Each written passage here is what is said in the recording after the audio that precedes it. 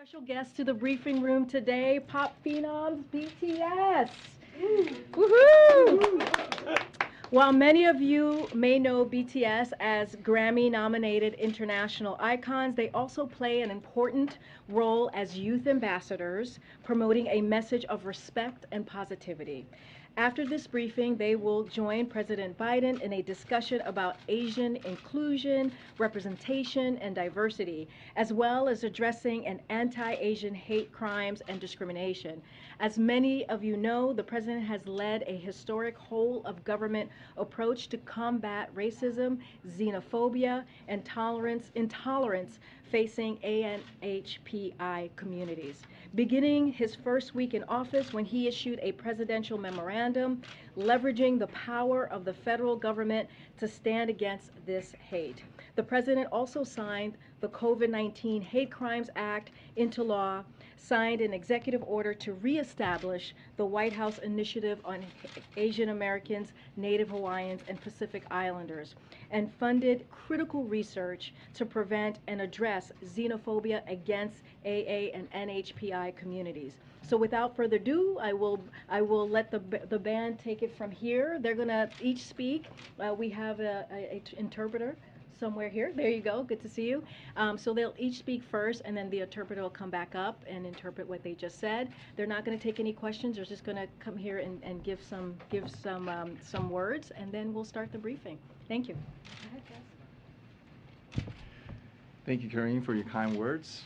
And hi, we're BTS, and it is a great honor to be invited to the White House today to discuss the important issues of anti-Asian hate crimes, Asian inclusion, and diversity.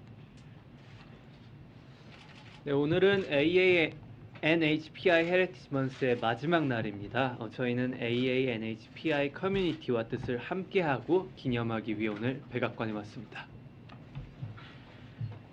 네, 최근 아시아계를 대상으로 한 많은 증오 범죄에 굉장히 놀랍고 또 마음이 안 좋았는데요. 이런 일이 근절되는데 조금이라도 도움이 되고자 오늘 이 자리를 빌어 목소리를 내고자 합니다. 네, 오늘 저희가 이 자리에 올 수 있었던 것은 저희의 음악을 사랑해 주시는 다양한 국적, 언어, 문화를 가진 저희의 팬, 아미 여러분들이 계셨기에 이 자리에 올 수 있었다고 생각합니다. 정말 감사합니다. 네, 한국인의 음악이 서로 다른 언어와 문화를 넘어서 전 세계 많은 분들께 닿을 수 있다는 게 아직까지도 좀 신기하고 근데 신기한 것 같습니다. 그리고 이 모든 걸 연결을 시켜주는 음악이란 건 좀 참으로 훌륭한 매개체가 아닌가 싶습니다.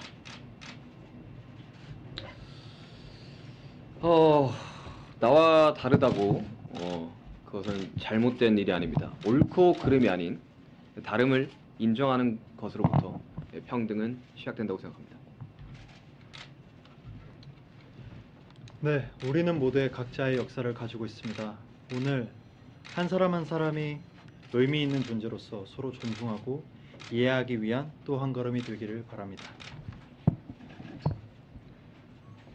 And lastly, we thank President Biden and the White House for giving this important opportunity to speak about the important causes, remind ourselves of what we can do as artists. Once again, thank you very much. I'll provide an interpretation in Korean and English. 우리말과 영어로 통역 간략하게 전달드리겠습니다. 남준 씨는 친절한 소개 감사합니다. 방탄소년단입니다. 오늘 백악관에 초청받아서 반아시아계 혐오 범죄, 그리고 아시아계 포용, 그리고 다양성에 대해 논의하는 자리를 가지게 되어 정말 큰 영광입니다. Jun said today is the last day of the AANHPI Heritage Month. We joined the White House to stand with the AANHPI community and to celebrate. Jimmy said we were devastated by the recent surge of hate crimes, including Asian American hate crimes. To put a stop on this and support the cause, we'd like to take this opportunity to voice ourselves once again. Job said we are here today thanks to our army, our fans worldwide, who have different nationalities and cultures and use different languages. We are truly and always grateful. Jungkook said we still feel surprised that music created by South Korean artists reaches so many people around the world, transcending languages and cultural barriers. We believe music is always an amazing and wonderful unifier of all things. Shiga said it's not wrong to be different. I think equality begins when we open up and embrace all of our differences. V said everyone has their own history, We hope today is one step forward to respecting and understanding each and every one as a valuable person. 마지막으로 남준 씨가 중요한 문제에 대해 함께 이야기하고 우리가 아티스트로서 무엇을 할 수 있는지 생각할 기회를 만들어 주신 바이든 대통령님과 백악관에 감사드립니다. 감사합니다. What does it mean to you to come to the White House? We're gonna go. They're not gonna take any questions, but thank you so much, guys. Thank you. Thank you, guys. Thank you. Thank you. Thank you, guys. Thank you. BTS 화이팅! 감사합니다. Thank you, guys. Thank you. Oh. All right. Okay. Yeah. Brian, I don't know how you're gonna. Okay. I don't know. I'm excited to hear what Brian has to say. Okay. Next up, we have Brian Dees, our Director of National Economic Council, who just came out of the meeting with the President and the Fed Chair and Secretary Yellen. And so he is joining us today. So thank you, Brian, for making the time. Okay.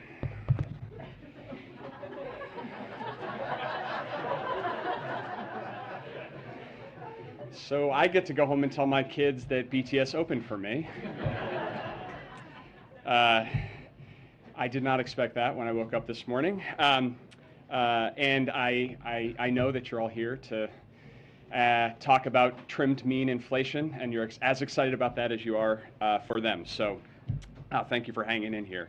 I just wanted to provide a little bit of context to the economic focus of the day. As you all know, the President just concluded a meeting with Chair Powell, along with Secretary Yellen and myself. It was a very constructive meeting focused on the outlook for the U.S. and the global economy. And I won't go into detail of the private meeting other than to reinforce that the President underscored to Chair Powell in the meeting what he has underscored consistently, including today, that he respects the independence of the Federal Reserve and will provide the Federal Reserve the space and the independence that it needs to tackle inflation.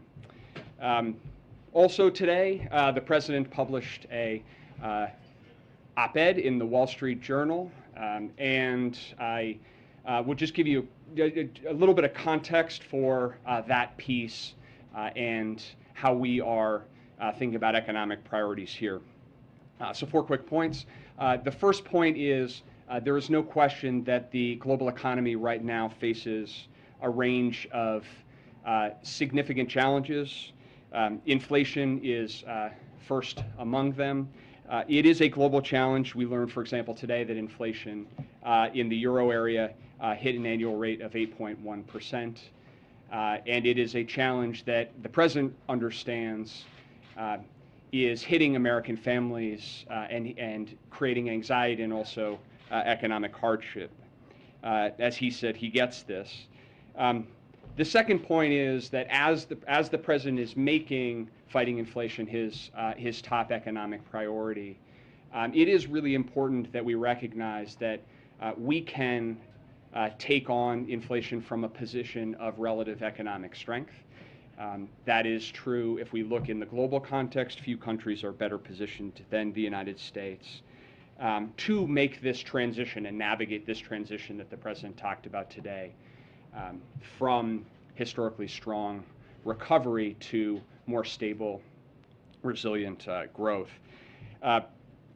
If you look, the reason why we have those economic strengths is the strength of our recovery, the historically unique strength of our recovery. At the center of that is the labor market. You all know the statistics. I won't belabor them, but suffice it to say we have the strongest labor market in modern history, which is not only creating job opportunities to move into new careers with better pay for millions of Americans, but it is also pulling more people into the labor force. And in fact, we've seen the most rapid labor force participation rebound among prime age workers of any of the last 4 recoveries. And we're also seeing that in terms of the strength of household balance sheets as well. Savings is up, debt is down, bankruptcy filings remain near pre-pandemic lows, eviction filings are 30% below their pre-pandemic levels. All of these are sources of economic strength from which we can now focus on bringing prices down. The third point, this was an important piece of this, which is that the President's talking about this transition and growth. As we move through this transition, our economic growth should look different than it has in the historic recovery phase. We've run this first leg of the race at a very rapid clip. That has put us in this strong position relative to our peers. But this is a marathon, and we have to move and shift to stable, resilient growth. And that's why the President's outlining the plan that he wrote about today, which is something that he has been focused on here for some time now. Core to that are the 3 elements that he flagged. The first is nominating quality people to the Federal Reserve. He has done that. He got an opportunity to speak with Chair Powell today. Strong, incredibly credentialed bipartisan group. And we are hopeful that the Senate will move to confirm the last of his nominees, Michael Barr, without delay, and giving the Fed the independence to operate, which is critically important, particularly at a moment where inflation is elevated, but cannot be taken for granted, which is why the President is reinforcing it publicly today. Second is lowering costs. How can we make things more affordable for typical families during this transition period? And the third is lowering the federal deficit, which will help to ease price pressures in the economy. That is, on those second and third, that is the focus, the President's economic focus, the focus of our economic team. Many things, many of the steps therein are things that we can do on our own with executive action. There are also places where we need Congress's help and to work with Congress. But that is our overarching focus when it comes to the economy right now. So that is the context I want to provide. Happy to do whatever Karine tells me to do. Brian, one trade-off to fighting inflation may be a change in the unemployment levels. What level of increase in unemployment the White House sees is acceptable in order to obtain lower inflation? Well, I think that one of the things about this transition, and we are in this transition, one of the things about having the strength of the labor market recovery that we have had to date is that we are uniquely well positioned to actually move toward more stable labor market gains or gains more consistent with periods where we have had this level of unemployment in the past. And we can actually take on inflation without having to sacrifice all of those gains. And so you see that, for example, in the high rate of available jobs per worker. That can, and you've seen that start to moderate somewhat. So one of the ways that, for example, businesses can reduce their demand if that is necessary is to bring down the number of open jobs they have available. But that is, I think that the bottom line is we have a very strong labor market, and that is not only a source of strength for millions of people who are getting jobs or getting jobs at higher wages. It has helped to strengthen household and family balance sheets as well. So part of the reason why we have seen savings elevated and we have seen credit card payments and other debt service payments come down to historically low levels is because of the strength of the labor market. So that positions us relatively well going into this period of transition. Just one follow-up. The President emphasized, and you just emphasized, his respect for the Fed's independence. Is he happy with what the Fed is doing? Consistent with respecting their independence is respecting their independence. So what I would say is that he has confidence in the people that he has nominated. He is grateful to the Senate to confirming 4 of his 5 nominees, and he is focused on actually giving them the space to make those independent judgments. It certainly is the case that the president has identified inflation as his top economic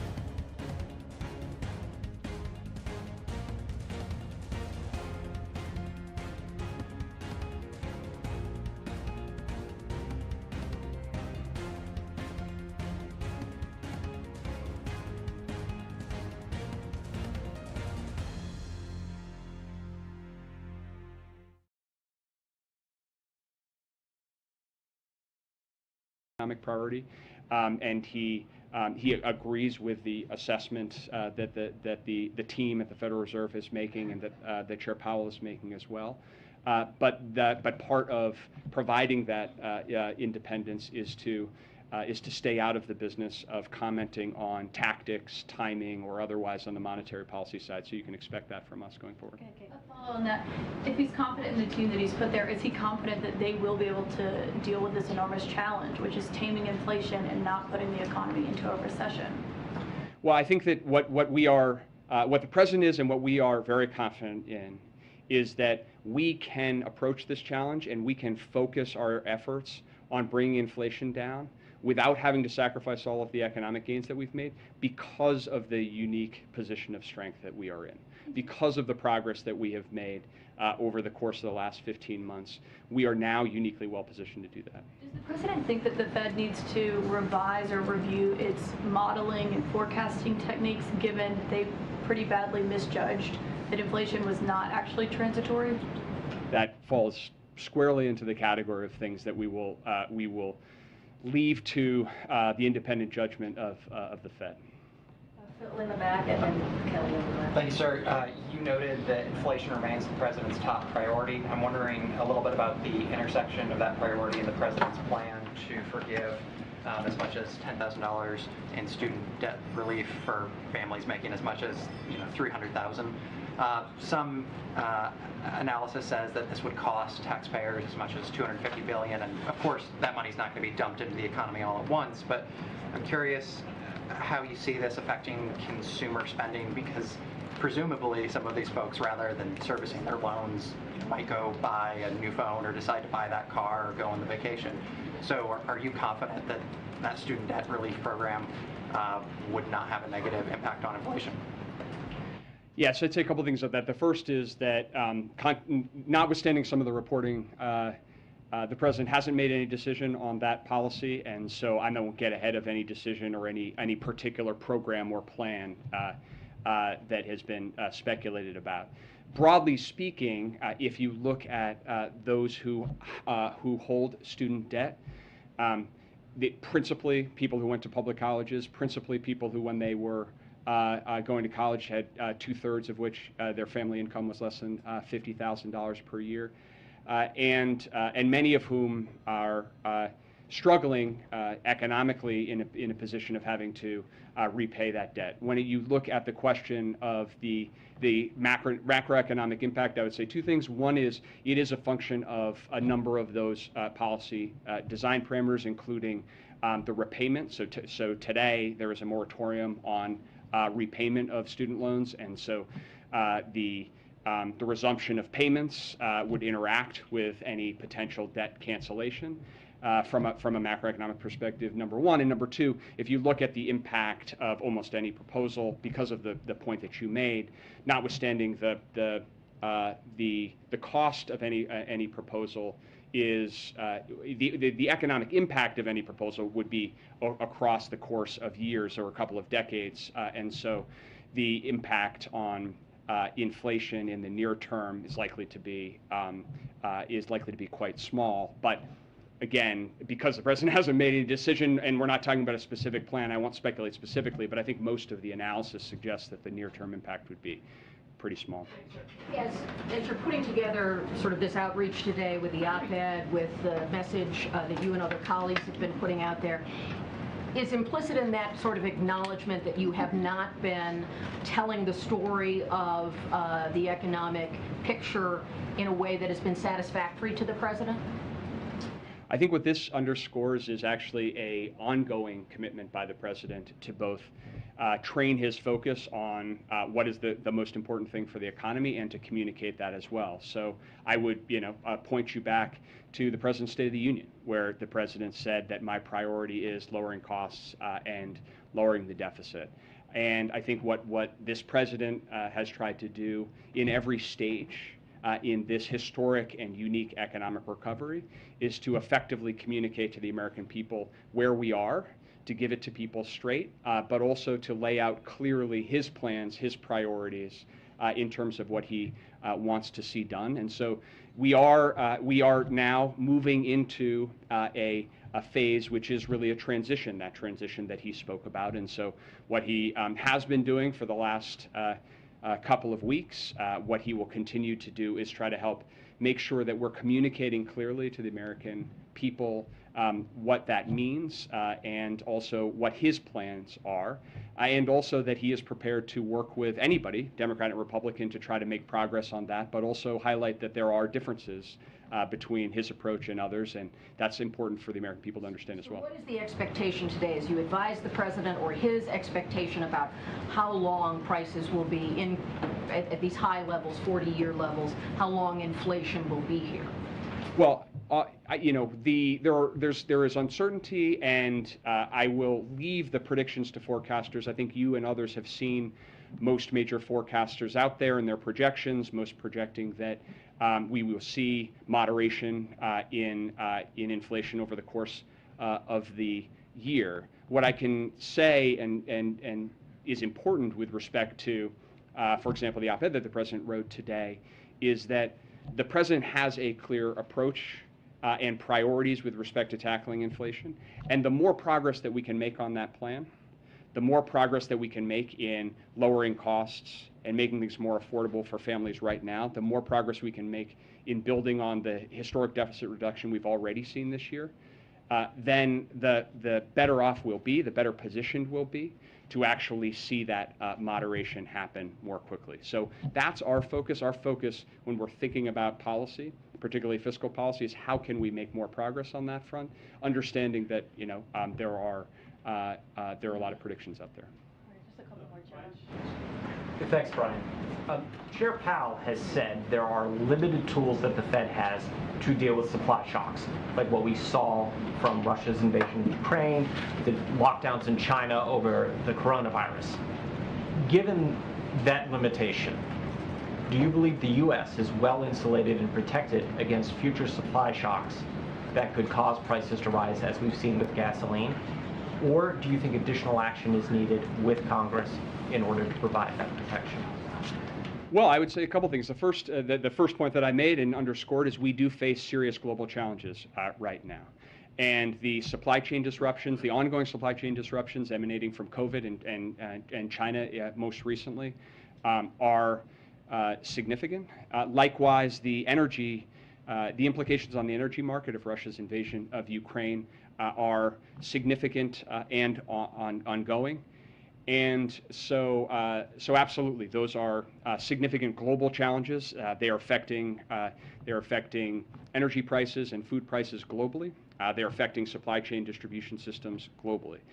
That is point one. Point two is we in the United States are better positioned to actually navigate through those challenges than almost any other country, in part because of the, as I've said already, the strength of our economic recovery, in part also because of the work that we have done, for example, on the supply chain side over the last 9 months of consistent, focused effort working with all different parts of our supply chain. We now see, for example, the fluidity, what's known as, how fast containers can move through ports, for example, and get from a ship all the way to the end, that we have seen significant improvements in that fluidity across time, which puts us in a better position to navigate potential new supply shocks, but they pose ongoing challenges. Third, there are places where we could absolutely use Congress's help, and we could use it urgently. And so when you think about some of the core challenges we have with respect to supply chains, they circle back to the issue of semiconductors. And we remain extremely vulnerable to the supply chain fragilities associated with semiconductors. Notwithstanding everything we have been through in this pandemic crisis, we still don't have a dedicated supply chain office within the federal government that is funded adequately to actually take on, map, and aggressively go at these challenges. Now, we've made historic progress notwithstanding that, but we could use Congress moving to provide the resources and the funding and the authorities that are in the bipartisan innovation bill that is now in conference. So that's one place where we are hopeful, working very closely with Congress in an effort to try to get that done, and that would give us more tools to keep building our resilience to these types of global shocks. Thank you. Since you were in the meeting, can you say whether the president expressed any view about what the Fed's path is right now? Chair Powell has talked about 50 basis points each in the next 2 meetings. Did President Biden weigh in at all on whether he thinks the Fed needs to go faster, slower, just about right at all in the meeting? So I'm not going to read out any specific components of the meeting other than to underscore that the president did in private, as he did in public, underscore that his commitment to giving the Fed the space to conduct monetary policy independently without political interference. Do you think that the Fed has moved too slowly by saying it's their responsibility? The implication, of course, is that they're holding the bag to the fact that inflation is at the highs that it is at.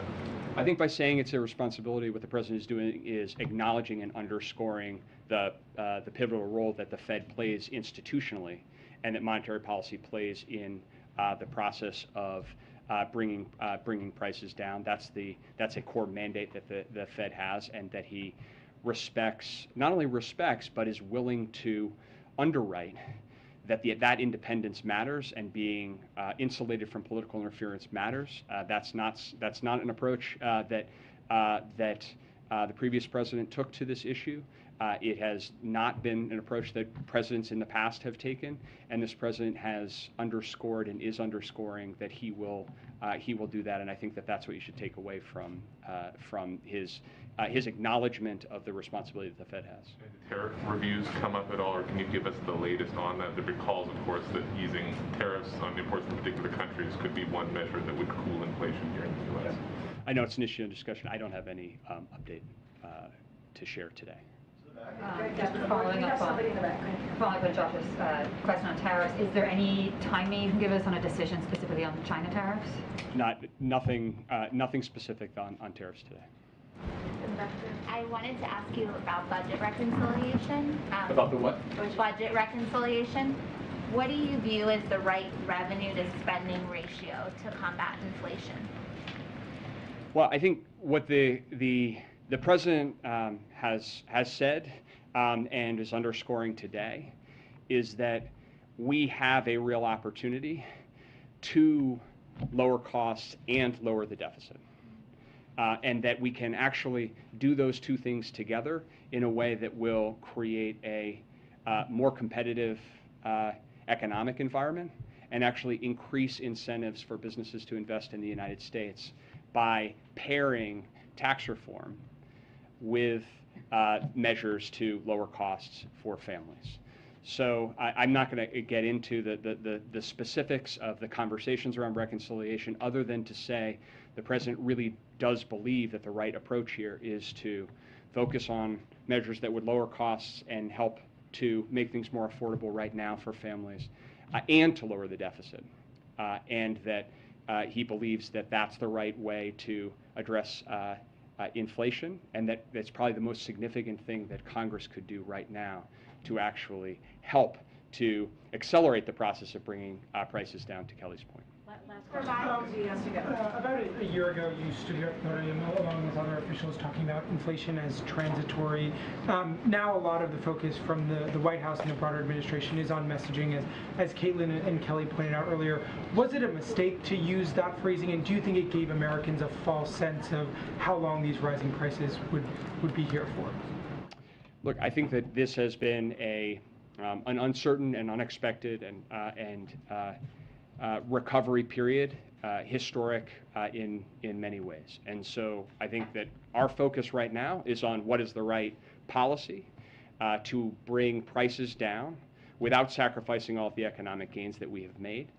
And I think that one thing that is unambiguously the case is that over the course of this 15 months, the strength of this recovery that we have had in the United States has not only helped millions of people and millions of families across the country, but now positions us well to address what is a global issue. And when you look out across the world right now, there's also no question that inflation is a global challenge.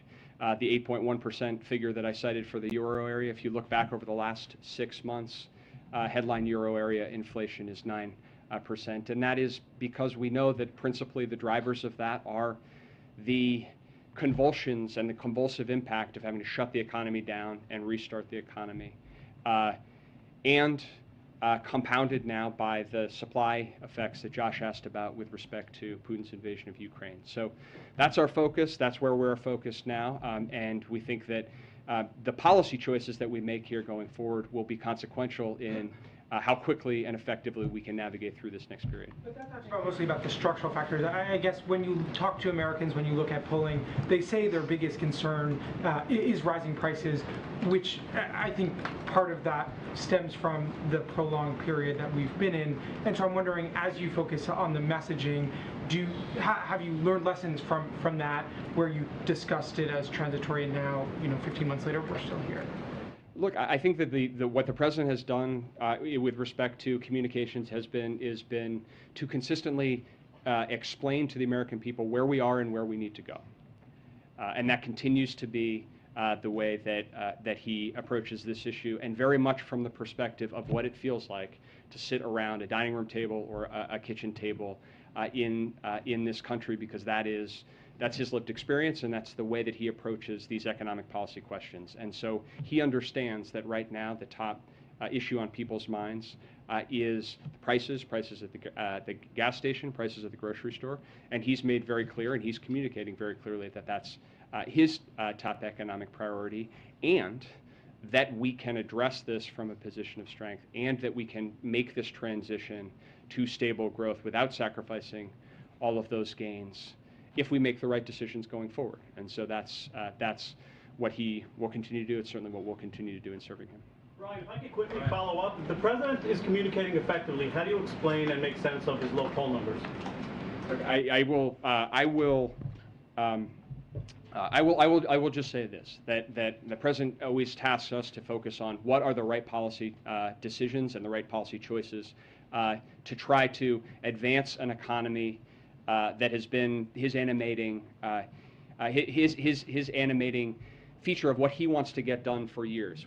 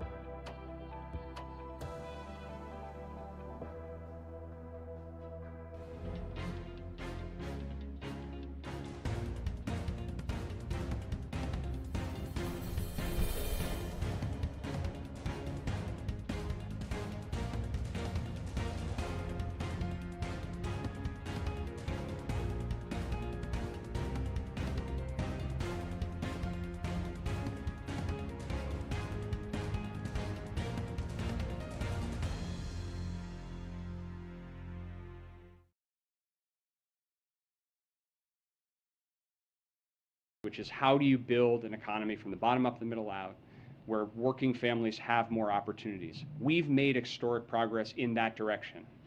We have made historic progress in that direction because of some of the hard and difficult policy choices that this president has made.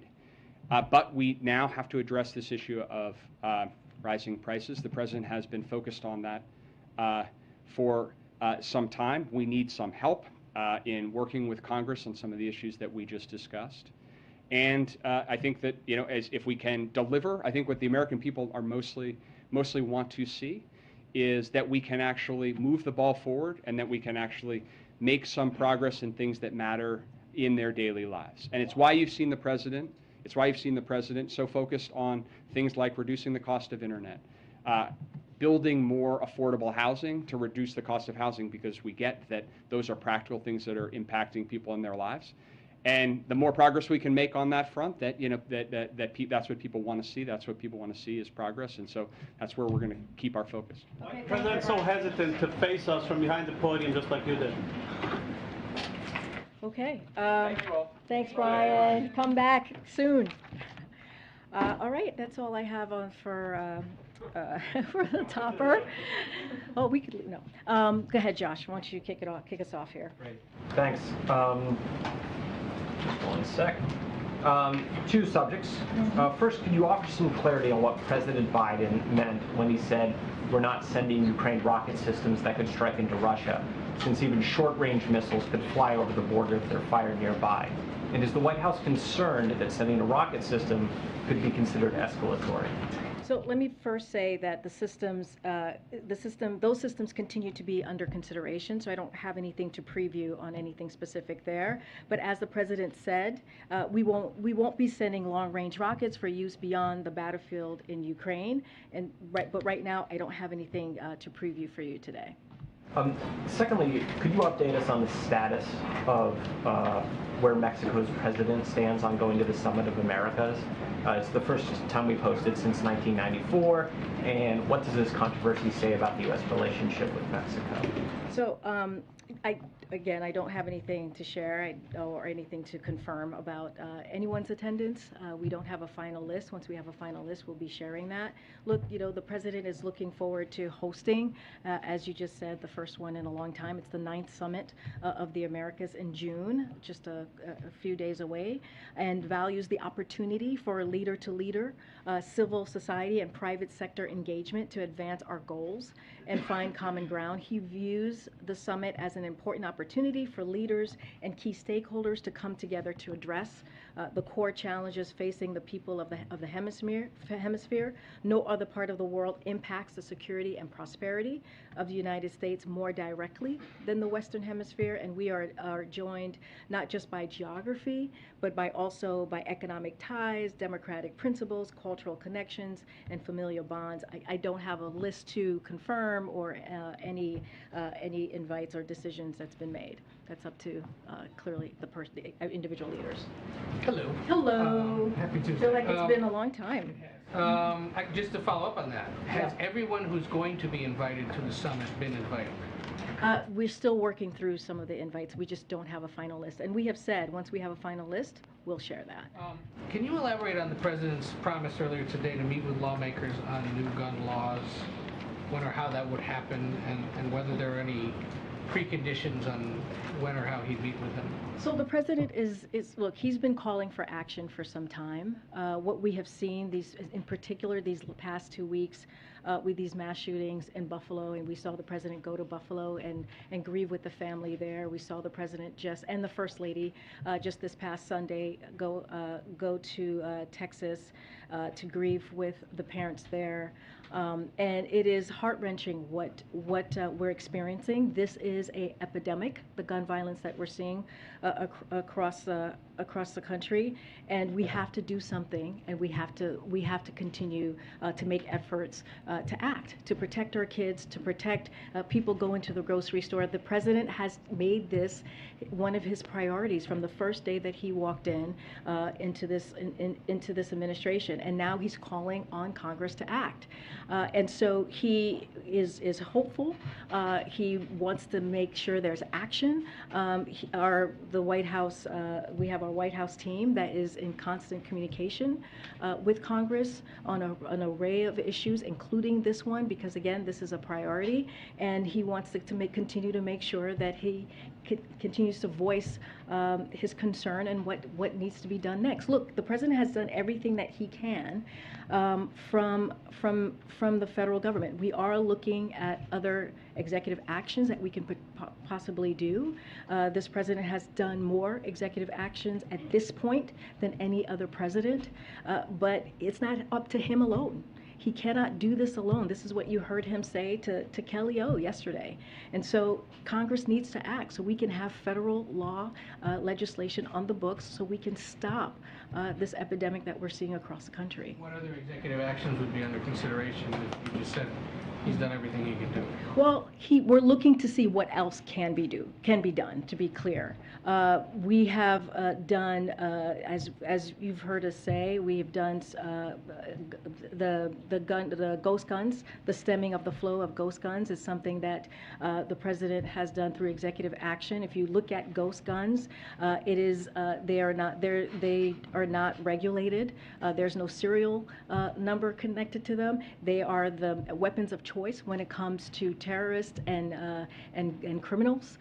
This is something that we have seen more and more pop up across the country, and so he put out an executive order through the Department of Justice to make sure that we do everything to stem ghost guns being out there.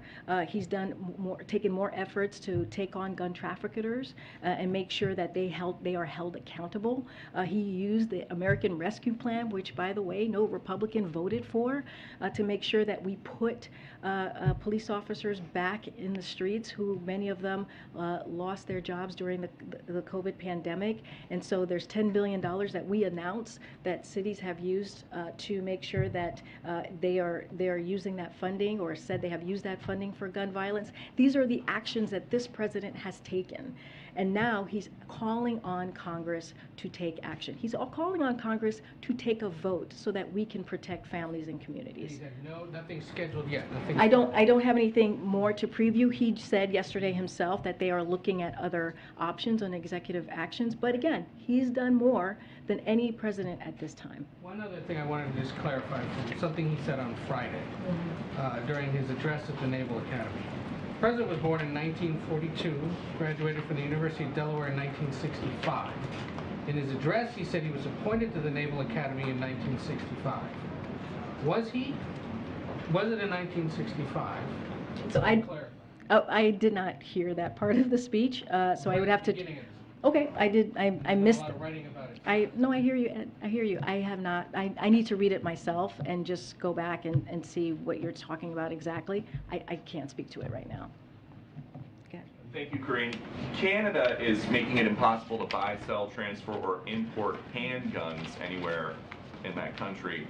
Would President Biden ever consider a similar restriction on handguns here? So, we'll leave it up to other countries to set their policy on gun ownership. The president has made his position clear. The United States needs to act, as I just laid out. He supports a ban on sale of assault weapons and high-capacity magazines, and expanded background checks to keep guns out of the dangerous hands. He does not support a ban on the sale of all handguns, to answer your question. Okay, thank you. In some places in this country now, a gallon of gas costs more than people on the federal minimum wage are making in an hour. What does the White House want these people to do? Just stop driving to work? Look, the president understands what it feels like. Dees just spoke about this. Brian Dees was just here and talked about how he understands what it means for people who are sitting at their kitchen table and see gas prices go up. He understands that feeling personally, or seeing prices of groceries go up in the grocery store. This is something that he is inherently aware of, and he is doing everything that he can. As Brian Dees was just here, his economic advisor, one of his top economic advisor, laying out what he is planning to do or continue to do to make sure that we lower costs at the gas pump. He also said, Brian also said, that we are dealing with an unprecedented time with global challenges that we have never seen before.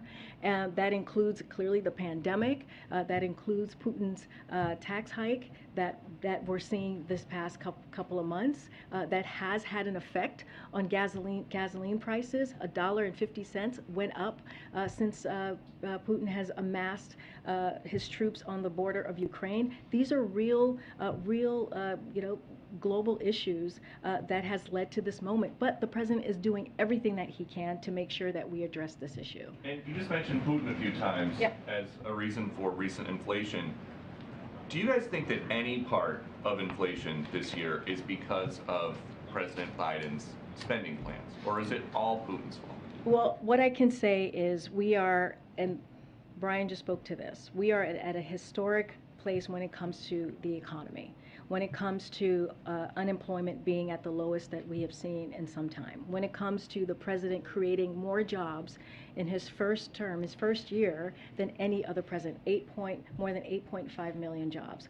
Now we're going to a place where we're going into transition, where we're going to see an economy that's more stable, that's more steady. So that's because of the American Rescue Plan that the president signed into law, that no Republican signed or voted for, I should say. And all of that work that he's done the first year has led us to a place where there are more jobs out there, more jobs are being created, that we are in a place where we're seeing economic growth. Now, and also, as I've stated, this is an unprecedented time with COVID. This is an unprecedented time with the war. And so that Putin has created and started on Ukraine. And so we have seen, data has shown us, since these past couple of months, since the war, we have seen an uptick on gas prices. So I guess the next question would be, does President Biden take any responsibility for his policies potentially contributing to inflation? His policies has helped the economy get back on its feet. That's what his policies has done. When we talk about the gas prices right now, this is indeed Putin's gas hike. This is what we have seen in the most recent months of what we've seen at the gas pump. And so that is a fact. We have seen about 60% increase in the past several months, and because of the amassing and his invasion of Ukraine. And so the president, his goal right now, and what he is frustrated about, is what the American people have to go through, and what they are trying to deal with as they are around their kitchen table. So that is his focus right now. Go ahead. The president has talked about understanding from his life experience those difficulties, economic hardships, and so forth. Does he consider it a crisis for American families that prices are at this 40-year high? He understands the hardship that people are going through. He understands how difficult it is for families. He understands that. That's why he has done everything that he can and taken steps in many different ways to make sure that we lower cost. We announced new actions to give farmers the tools and resources they need to boost production and lower food prices and feed the world. High-speed internet for tens of millions of Americans. We announced new steps with the private sector to lower those prices. The nonpartisan Congressional Budget Office found that the deficit fell by $1.5 trillion this year, and it actually fell even more in most regions. Is it a problem? Is it a hardship? Is it a crisis? What is it that people are facing? We're just in a difficult time right now with this inflation. That's why he's doing everything that he can. Look, his op-ed, he talks about this explicitly, about what he knows the American people are going through. And he laid out what it is that he's going to do to really fight against inflation. So it is something that he is aware of. This is clearly, right, as president, it's something that is a priority to him.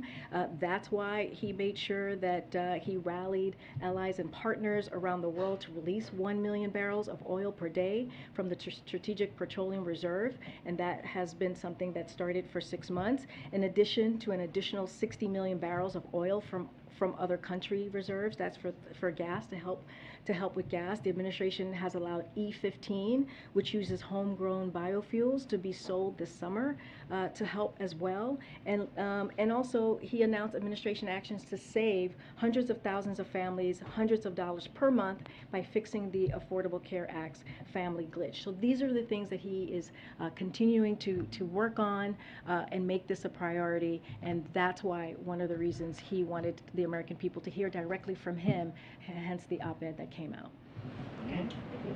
Back on the issue of gun reform, so you mentioned the limitations that the president is facing. He also has Yeah, been he blunt said this yesterday that himself. There's only so much that he can do, that much of this is in the hands of Congress. But in Texas over the weekend, the president came face to face with a crowd that was demanding that he act, chanting, do something. And the president said, we will.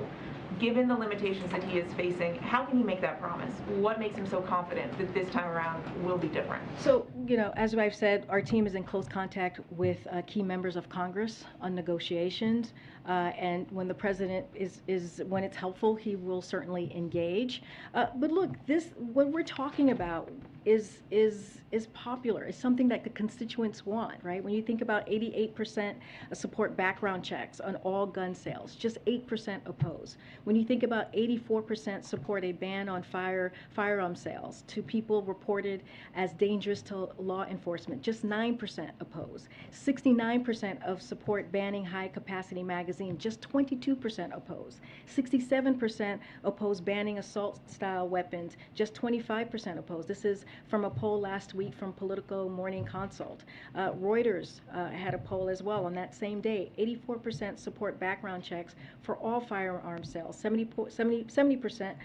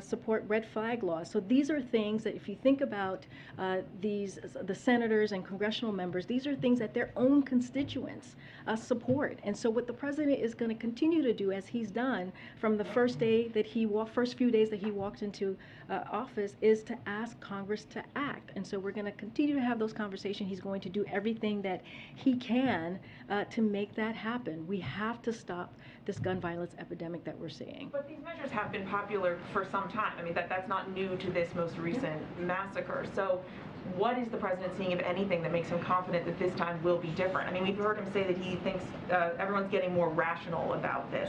What has he seen from Republicans that gives him that sense? Well, right now, as we know, there are bipartisan negotiations happening today. It may have happened already. I know there was supposed to be a Zoom call that was being led by Chris Murphy. And so you know, it is important. That's what we want to see. We want to see steps being taken so that we can get to a resolution, a solution here. We cannot continue having this epidemic that we're having, which gun violence. This is not okay. And what we're asking Congress to do is to vote.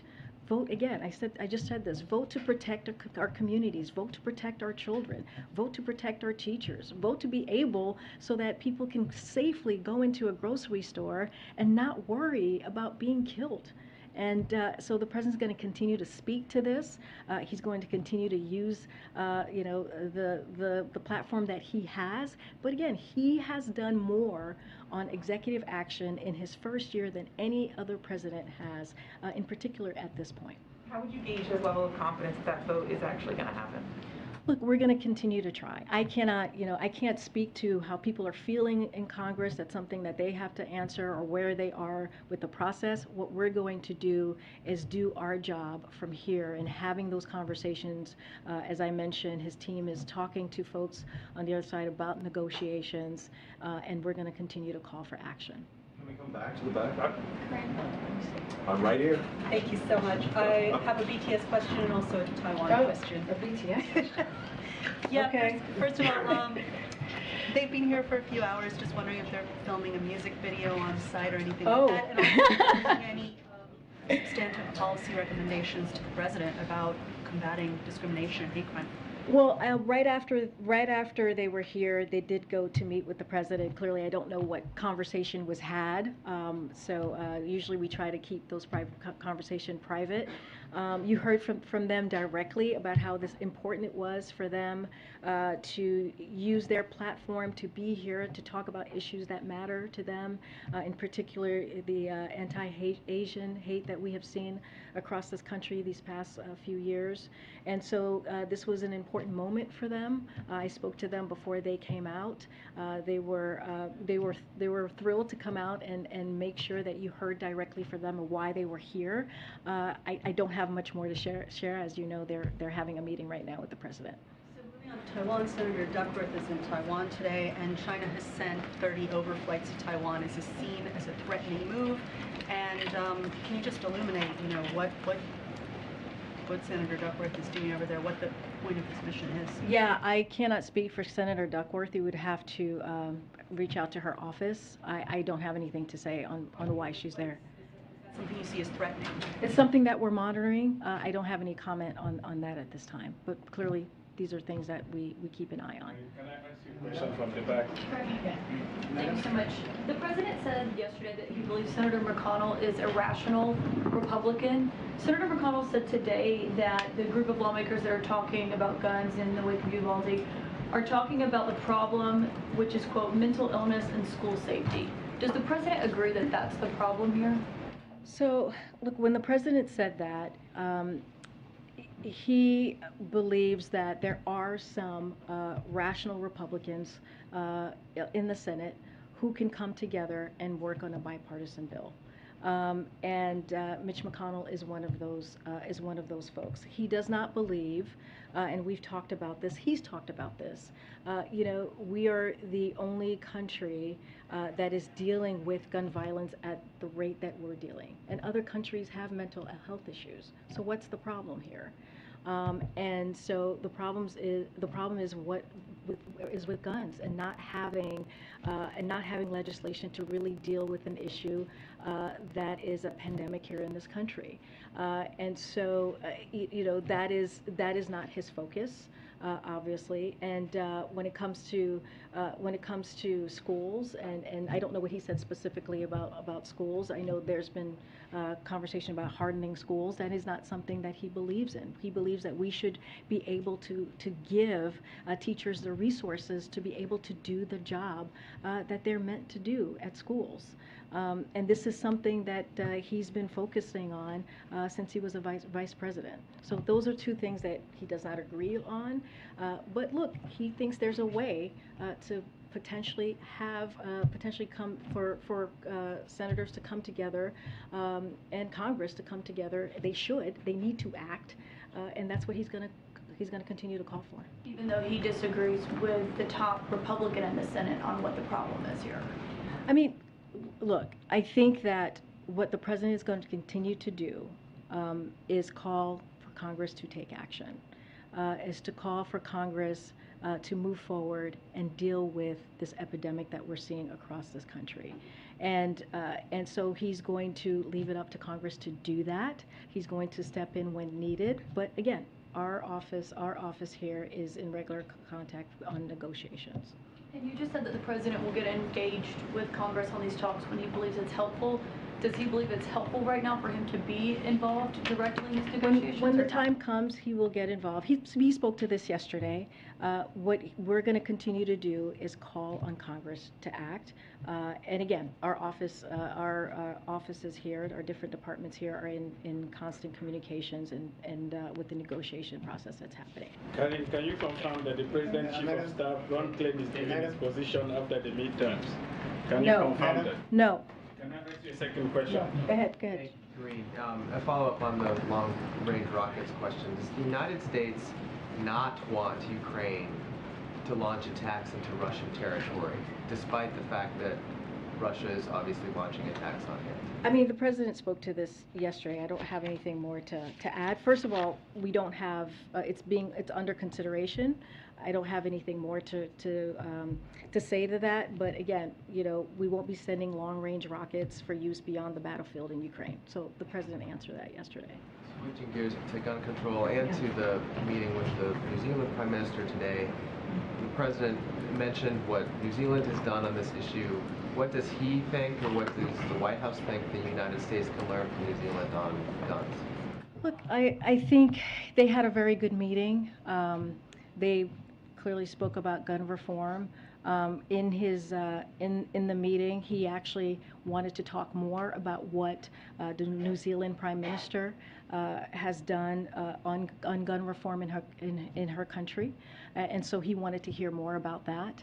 I don't have anything more to read out, but it is something that an agenda item that came up in their meetings, and he's always open to listen. But then again, we have to just remember that we need to act. Congress needs to act. It is the time to act now. And that's what the president's going to continue to call for. It is something that he has worked on since he was a senator, as a vice president, and now as president. He has taken action as a president to make sure he can do everything that he can to address gun violence, and now he's calling on Congress to deal with banning the banning of assault weapons, and also background checks, expanding background checks. Those are things that they can do. It's popular. I just laid out the polling and what the polling showed. This is what their constituents want them to do, is to act. And so that's what we're going to keep calling on them to do. Okay. Thanks, Corinne. Following up on Keelan's question about the president's involvement, you said he would engage when he thinks it would be helpful. Does he think it would be unhelpful right now for him to engage in those negotiations? No. What we're trying to say is that there are conversations happening right now. Right? There's a Zoom call, a bipartisan conversation happening right now. So we're going to let that process go. But at the same time, we're going to continue to call for action. He directed his team to look at additional ways for executive action, so that doesn't stop from us on our end. But he can't do it alone, and that's what we keep trying to say here. Congress needs to take their step to make action. And then just one follow-up again on the comment that he made about there are rational Republicans. As a candidate on the presidential campaign trail, he often said Republicans would have an epiphany after Trump was defeated, that they would come to their senses, in his words, and work with Democrats on certain issues.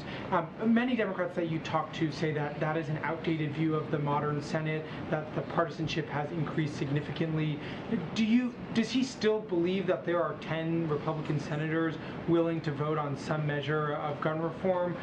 There's criticism that is the view that Mitch McConnell and others are rational Republicans, given Mitch McConnell's long and well-documented history of blocking any sort of vote on gun control throughout his leadership of the Republican Party. What we're saying is that's what their constituents want them to do.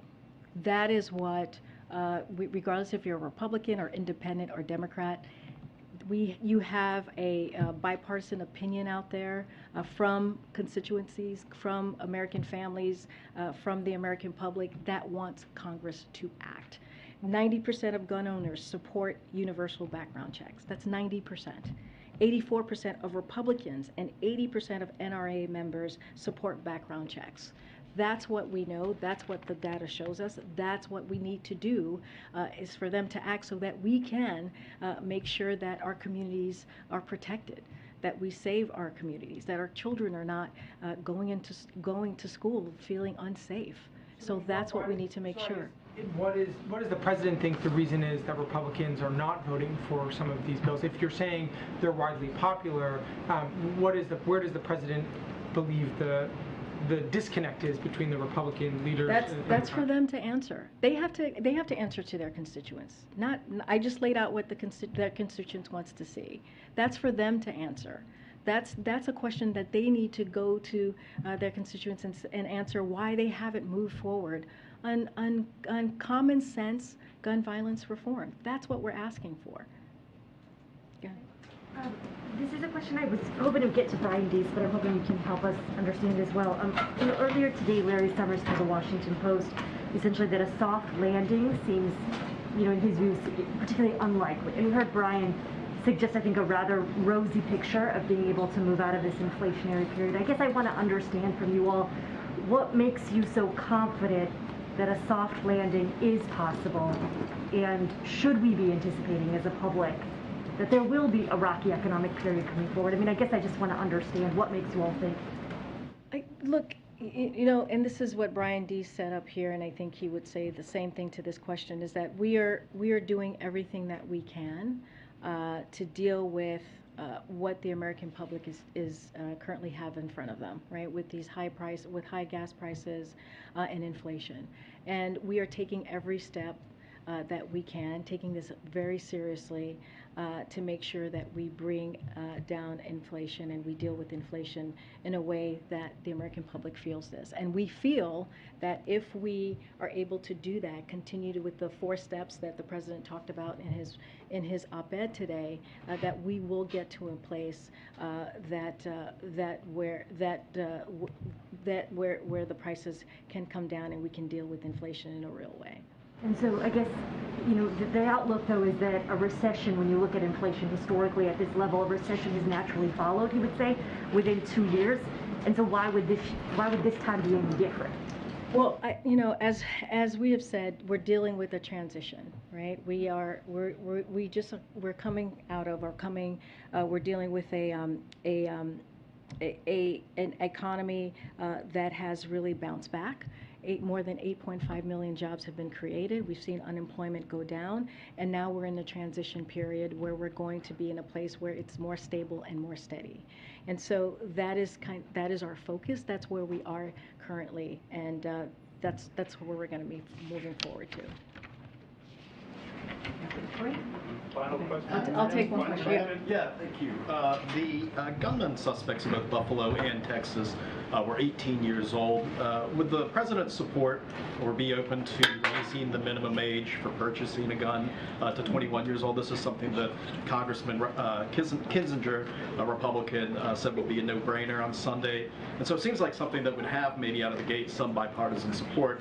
Does the president support that? Well, I'll let the president's words speak for himself. He said last week that an 18-year-old should not be able to be purchasing a gun, an assault weapon that we saw this 18-year-old do in Texas, and so I'll just let his words stand for itself. And so he would sign such a bill into law if it were to pass. I'll just let his words stand for itself. I'll take one more. On the rocket systems, can you talk at all about how does the U.S. balance the need to help Ukraine without putting the country at risk of a direct conflict with Russia? I mean, again, we don't have anything to announce at this time. What the president said stands as of today. I don't have anything more. It's under consideration. I just don't have more to share on that. Guns, Karina, on Saturday, gun control advocates are marching in D.C. and cities around the country. Will the president take part in these gun control events in any way? Wait, can you say that again? I missed the first part. Is doing an event in D.C. and around the country on Saturday. It'll be this coming marches. Saturday? Yes. Yeah. or it's yeah, and is it Saturday 11th? I'm sorry, I'm gonna look at my dates. June 11th. He's doing it on June 11th. Will the president take part in this in any way? I don't have anything to preview for you about his schedule this weekend. Okay? Thanks, Karen. Thank you. Thank you. Korea, does the president regret cancellation of the Keystone Pipeline? Do you know why black people are leaving the Biden administration? 20 of them have left in the past few months.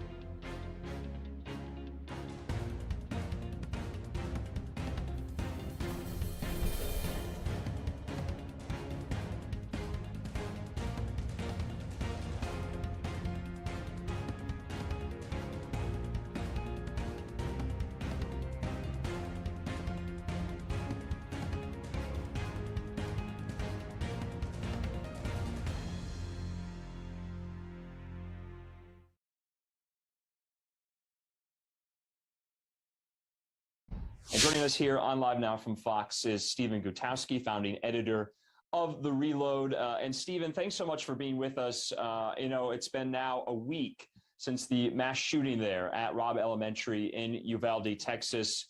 And now the discussion, as is so often the case after these mass casualty incidents, has now transpired into what will Congress do, if anything, at all. And we got this readout from a virtual meeting that happened between a handful of senators today, including Senator John Cornyn, the Republican of Texas, and Senator Chris Murphy, the Democrat from Connecticut. Cornyn says Senators Murphy, Sinema, Tillis, and I had a very constructive conversation about the best response to the horrific events in Uvalde last week. We've asked our staff to continue to work together to address some of the details that we hope to be able to discuss at some point soon. They are coming together today to reach some semblance of a framework moving forward. We know that's kind of vague. Are you confident that there will be anything done as far as gun reform legislation? And what are some of the theories, ideas that are percolating out there on Capitol Hill that you are focused on? Yeah, I mean, I think it's going to be difficult to come to a bipartisan agreement where you can cobble together 10 votes on any particular package. It'll be something that would require a lot of give on both ends, I think. And obviously that hasn't been something Congress has been willing to do in quite a long time on nearly any issue. And guns is a particularly heated issue, of course, with a lot of very strongly held beliefs on each side of that issue. But as far as the policies go, what they're focused on, it sounds like red flag laws is one of the top potential agreement points, some sort of red flag proposal, probably something closer to what Senator Lindsey Graham had done hearings on back a couple years ago after the Parkland shooting, which was more of a federal model legislation bill that included, perhaps funding for the states to implement such bills. It's sort of the way that Congress has gotten states to mandate seatbelt laws, that sort of funding. There isn't a federal seatbelt requirement. Instead, they offer funding to states that enforce their own seatbelt requirement. And so you're likely to see that as a more of the model for doing this kind of legislation on a red flag basis, because it's unlikely that the federal courts will be used for red flag orders. The state courts are much better suited for that sort of thing, where you need quick follow-up hearings on these sorts of orders because of the sensitive nature of a red flag order dealing with the constitutional right and having to have that sort of due process protection that has been critical to why they haven't passed in some states to this point, especially red states. That seemed more likely to me than a universal background check bill or an assault weapons ban. And I don't think the House is even considering an assault weapons ban at this point. They haven't passed one so far in the President Biden's term, and Politico had reported that it's not part of their package that they're putting forth either. So, if you're looking for something at the federal level, it's probably going to hang on red flag bills and maybe some sort of school security program. Senator Grassley had a bill dealing with expanding the Secret Service's threat assessment operation to encompass school threats. So maybe some sort of combination of those kinds of proposals that aren't completely off the table for every senator, right? I know universal background checks and assault weapons ban, people are so dug in on those issues and have been for 30 years that it's unlikely that they're going to find some sort of magic solution to that problem, in the next week or two.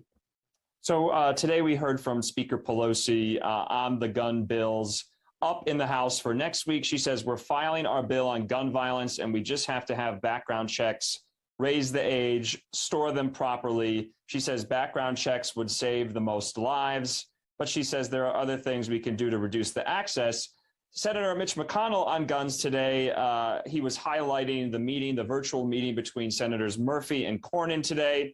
He said, we'll get back at it next week and hope to have a result. Senator Murphy says he is somewhat optimistic that there could be some incremental change, even so much so than anything that was, not done after the Sandy Hook shooting 2 years ago. But I want to get your opinion on something President Biden said over the weekend as he was coming back from Uvalde with the First Lady, visiting that community. He talked about possibly banning 9mm handguns.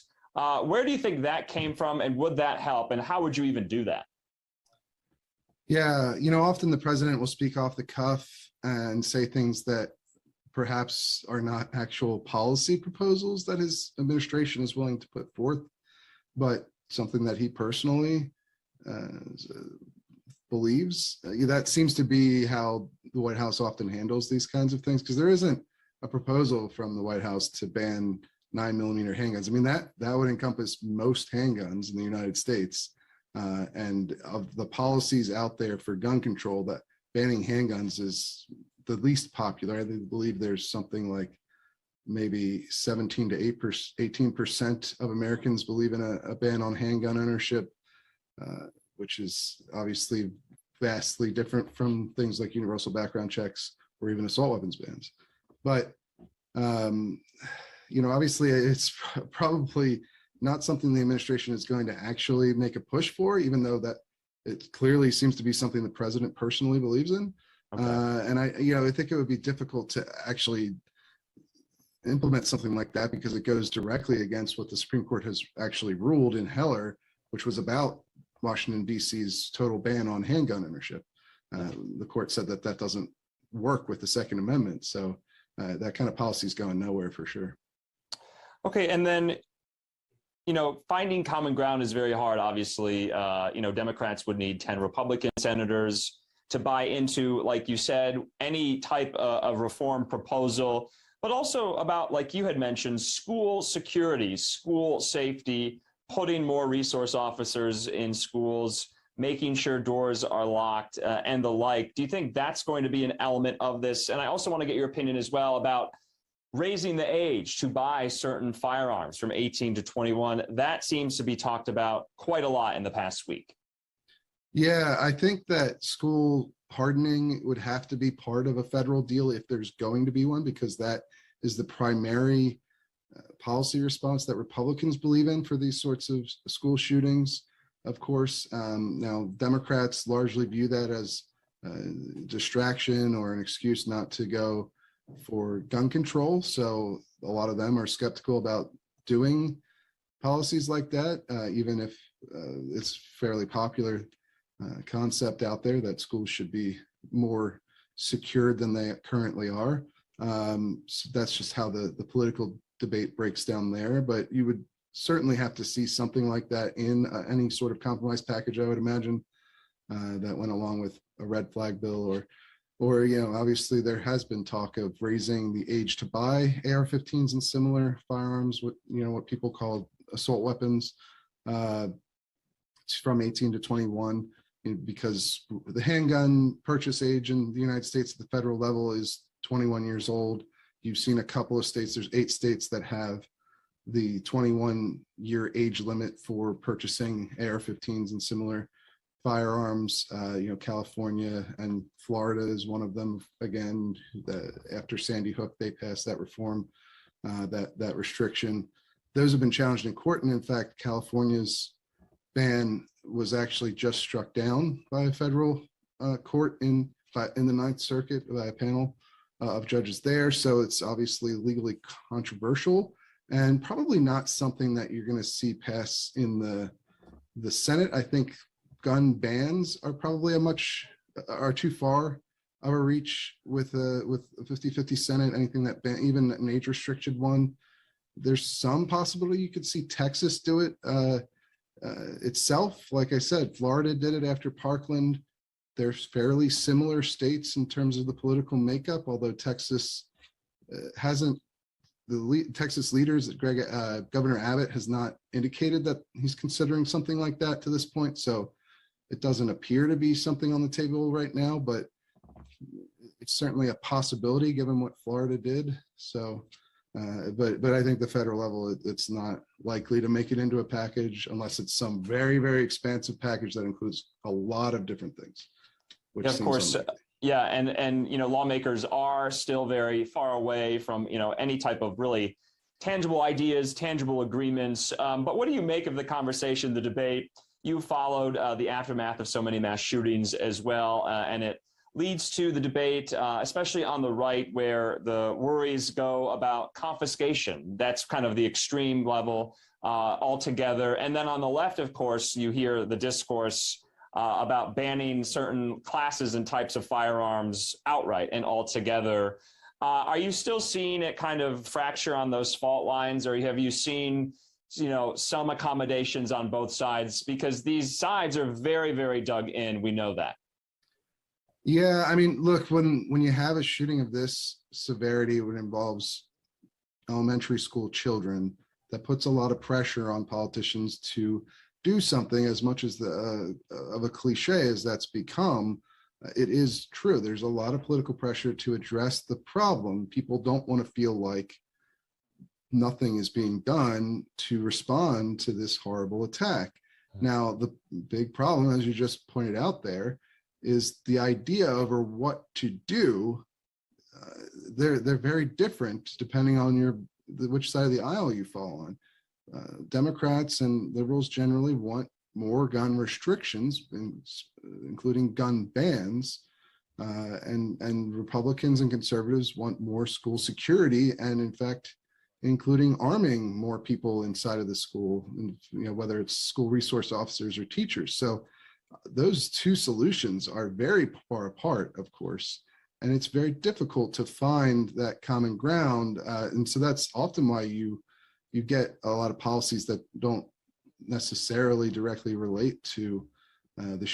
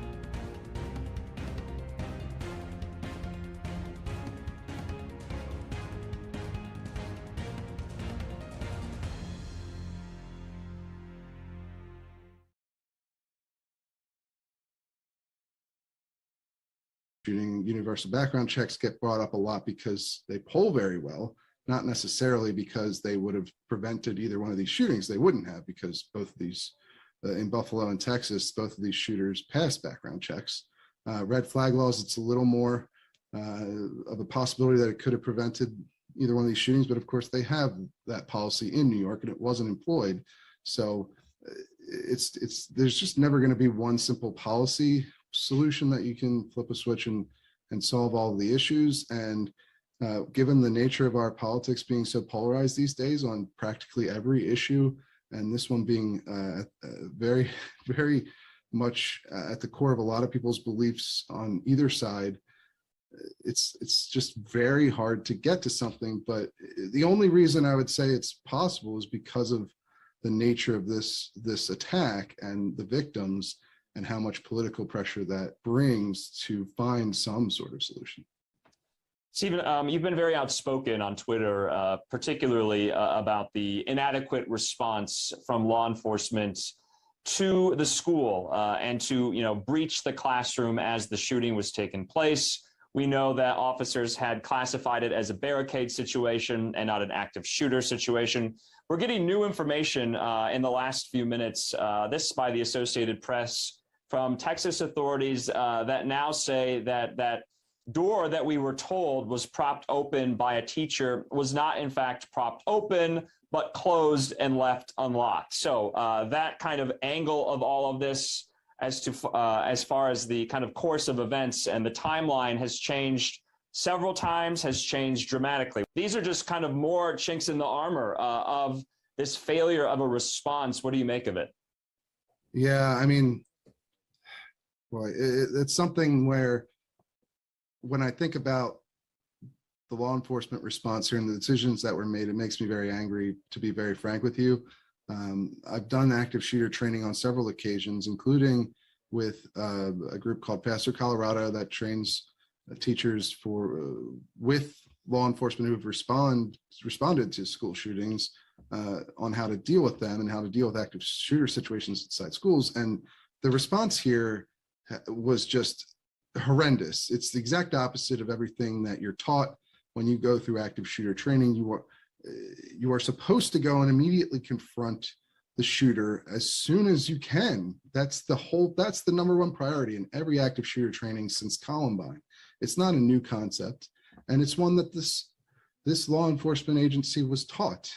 In fact, they had an active shooter training just a few weeks before this event happened. And it's the failings that occurred here got children killed.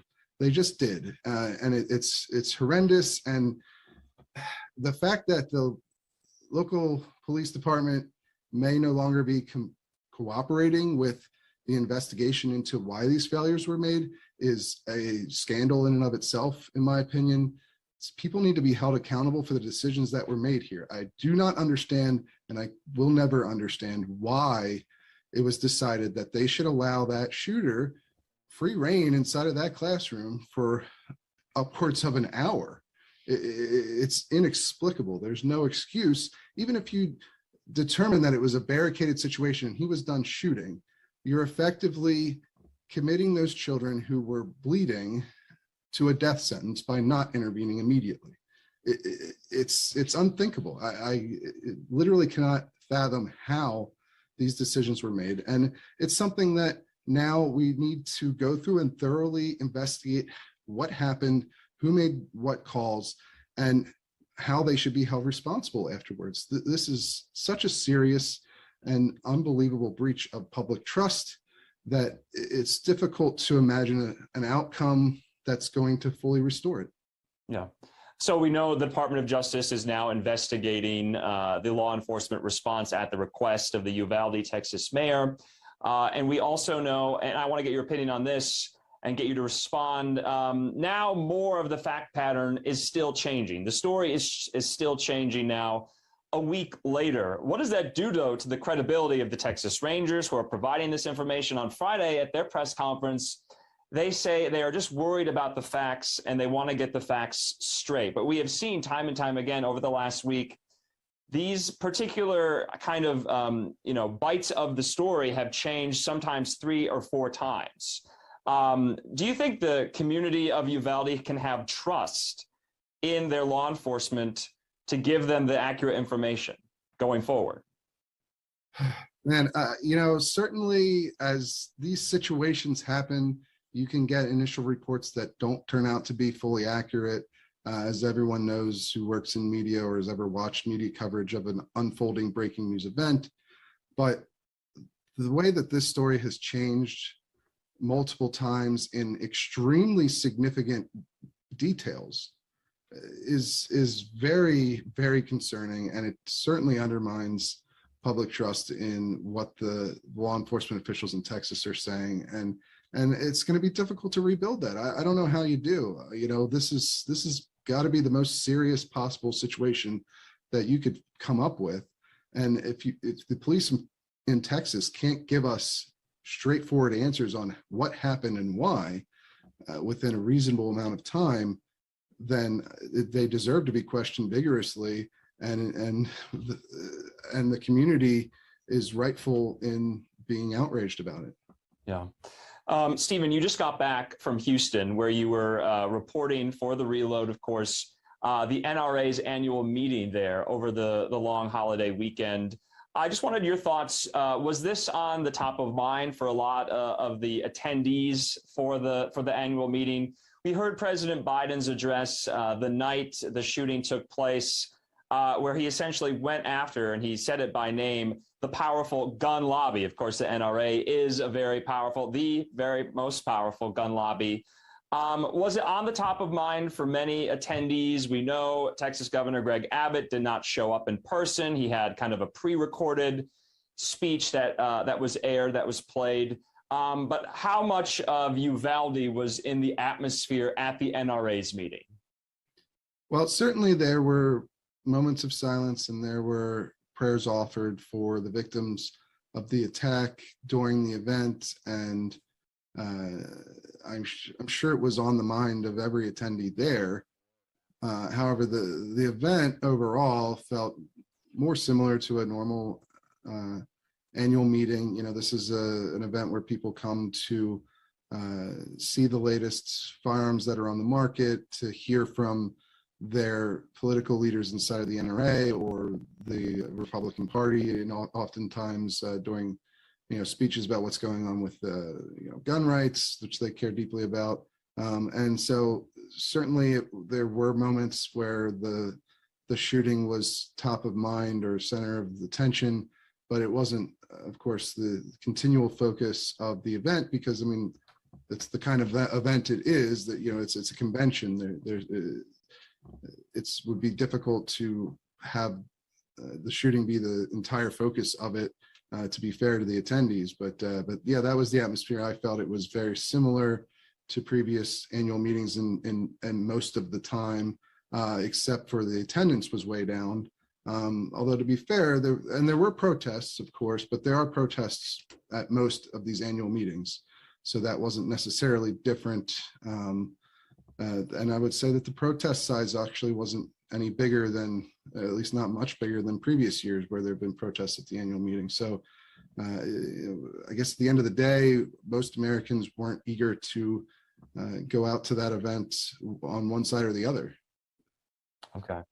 I want to get your just final thoughts on something our neighbors to the north, Canada, are doing. Apparently, new gun control legislation is being introduced there, and it has to do with a national freeze in Canada on the purchase, the sale, and the importation and transfer of handguns there.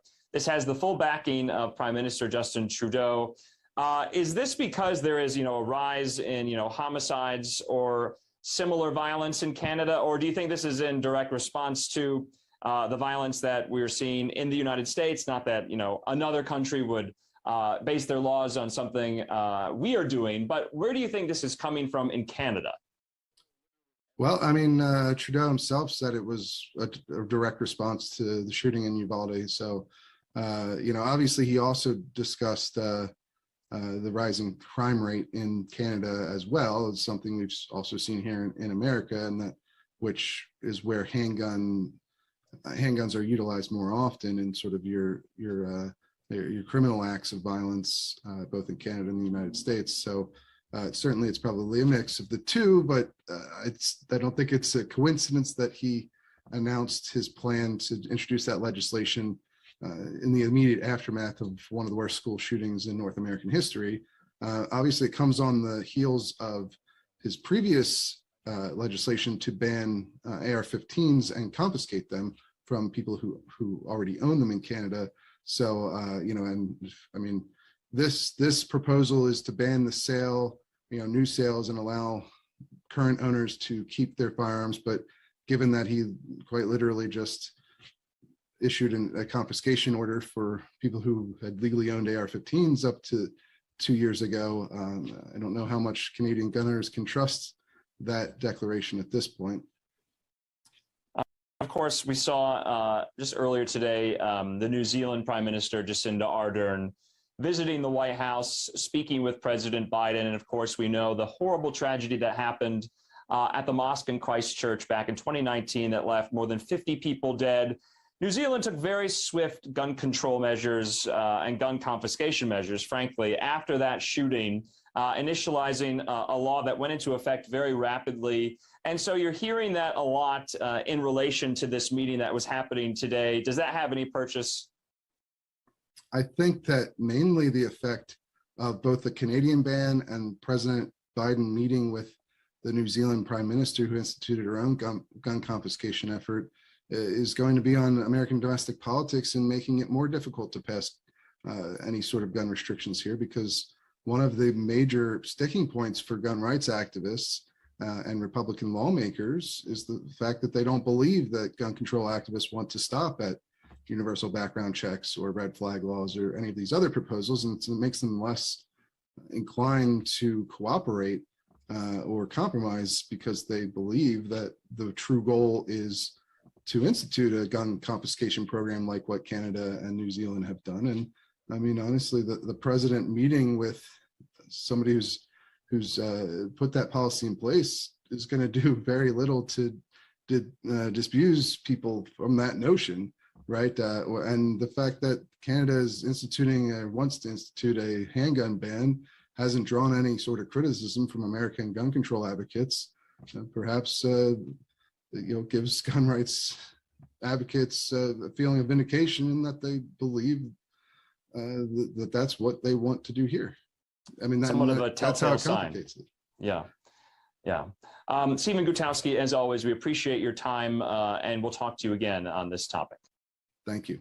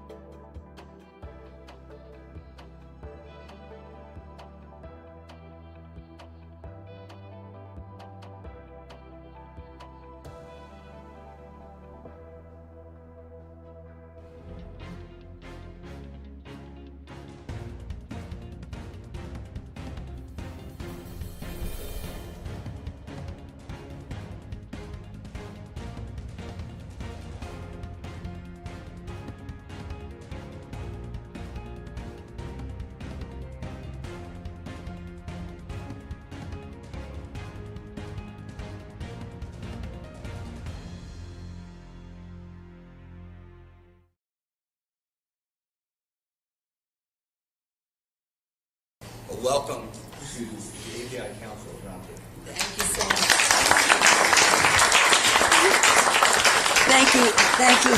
Thank you for your very generous introduction. I accept every compliment on behalf of the House Democrats who make so much of that possible, and we're very proud of President Biden and the Vice President as well, first Asian American Vice President of the United States, for their cooperation in all of this. Some of this is historic and others brand new. Thank all of you. Well, because I heard what Mabel said in the beginning, I think I will take a little different tact. I was just shuffling the cards here because every time he said something, I thought, get rid of that. And let's just have a real conversation as we can get into questions sooner. But if I just may stand up so I can see all of you better. Mabel, thank you. Thank you for your invitation to be here, for your leadership here, and for pointing out that some of our solutions are really better reached and solved by going through the arts, where there can be understanding. Now, let me just first say thank you to all of you. Thank you for your kind words. Thank you for your hospitality. Gordon and I have been working on housing for how many years, Gordon? Forever, it seems. Forever.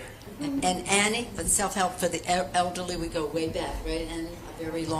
A very long time. And they have been leaders. I have learned from them along the way. Mabel, thank you. Sandy Morey. Does this not work? Sandy Moore, thank you. Claudine oh my gosh. We take orders from Claudine, or whether it's a stamp or a day or whatever it happens to be. All of you have been wonderful teachers, friends, and resources in terms of where we go from here. My very first political, just may talk politics for a moment, my very first political event was in Chinatown. Florence and John Fang at the time had it at their restaurant. My very first event. It was not a fundraiser, it was a community event, people coming in to meet this new person who was going to be running for Congress. My most recent birthday, I celebrated in Chinatown, in addition to coming here politically. But in any event, personally, politically, but more importantly, from a policy standpoint, you have been a tremendous resource. Most of you know that much of what I have been able to do in terms of immigration I learned in Chinatown. The most successful naturalization programs in the country, in our Chinatown, and springing from our community. So any challenges that we have that we need to confront, I know where to come to know more about all of that. But let me just get to what Mabel said about the arts. I truly believe that in this difficult time in our country, where there's such division, and you addressed some of it, about some of the hate crimes and the rest, where there's such division, one of the things that gives me hope are the arts. Because when we are dealing through the arts, speaking in that way, we laugh together, we cry together, we're inspired together, we forget our differences. Even among ourselves as to approach and the rest, we forget our differences.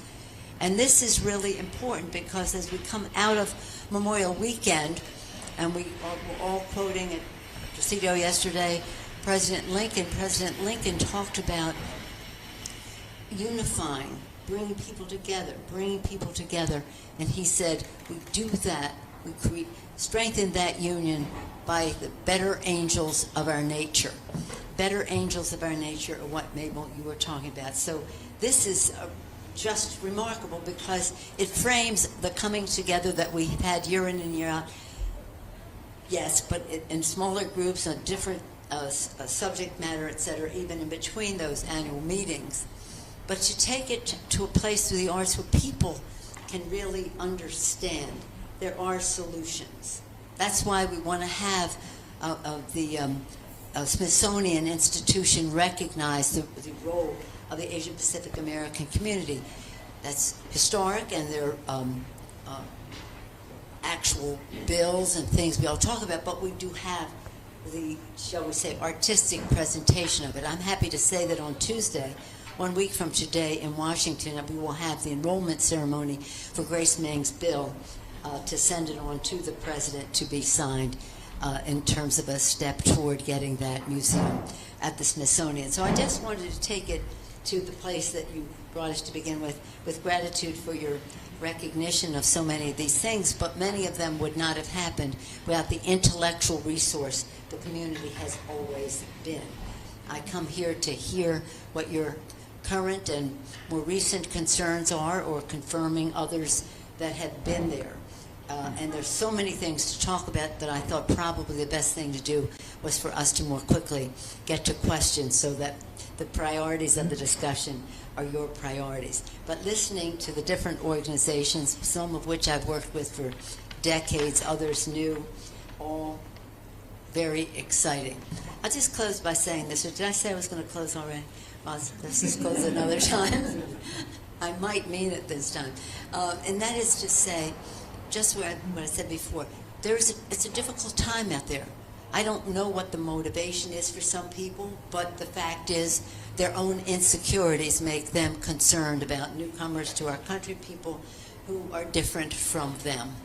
And again, the America's greatness springs from the fact that we have had an open door for newcomers to our country.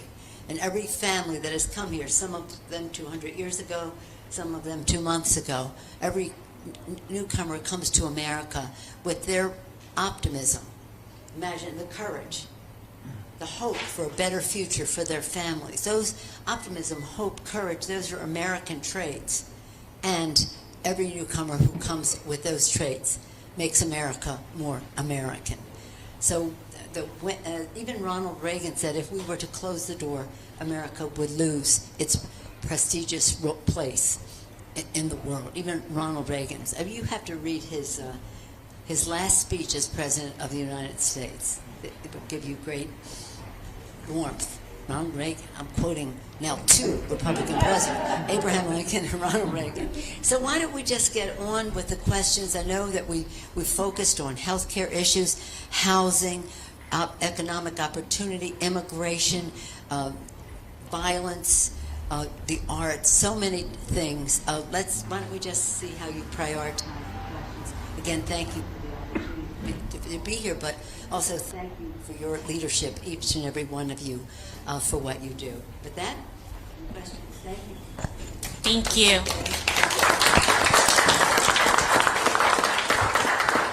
Gordon, my friend Gordon. Thank you. I've seen Gordon Thank get you. more awards. I have been witness to more awards for Gordon on housing and so many years. Is that not right, Gordon? Yeah, I don't even know where they are, in my basement or something, but thank you. We're right on time. I can't believe it. We have a lot of people who want to ask questions. So for the questioners, let me remind you to be concise. After all, you're asking a question. You're not making a speech. There's only one speaker here, and that's Nancy. So our first questioner is our old friend Sandy Mori, who wants to talk about Japantown. Hi, Sandy. I've known Sandy for how many years? I don't know. Forever. Long time. So, Madam Speaker, in Japantown, we have a renovation project to be done for the Peace Plaza.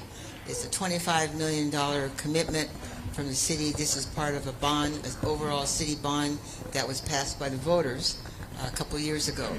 So now the Rec and Park Department has informed us that there's a cost overrun of about $8 million. And so we're in the process of trying to look to see how that can be dealt with. I guess the construction costs have gone up, and some of the design issues have to be re-looked at, and we're working with our design team to do that. We've had a grassroots community process to do this, and so this is a very important project in Japantown. So we do know that the Rec and Park here have been talking with your staff in D.C. about this issue, and so we hope that you might be able to help us. Thank you, Sandy, and thank you for your friendship and your leadership over the years. Can you hear?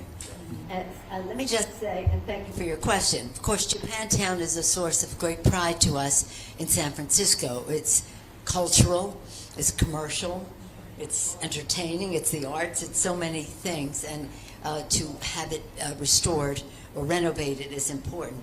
I have, as part of my request, I'm able to make some requests for community project funding for fiscal year for now, the coming year.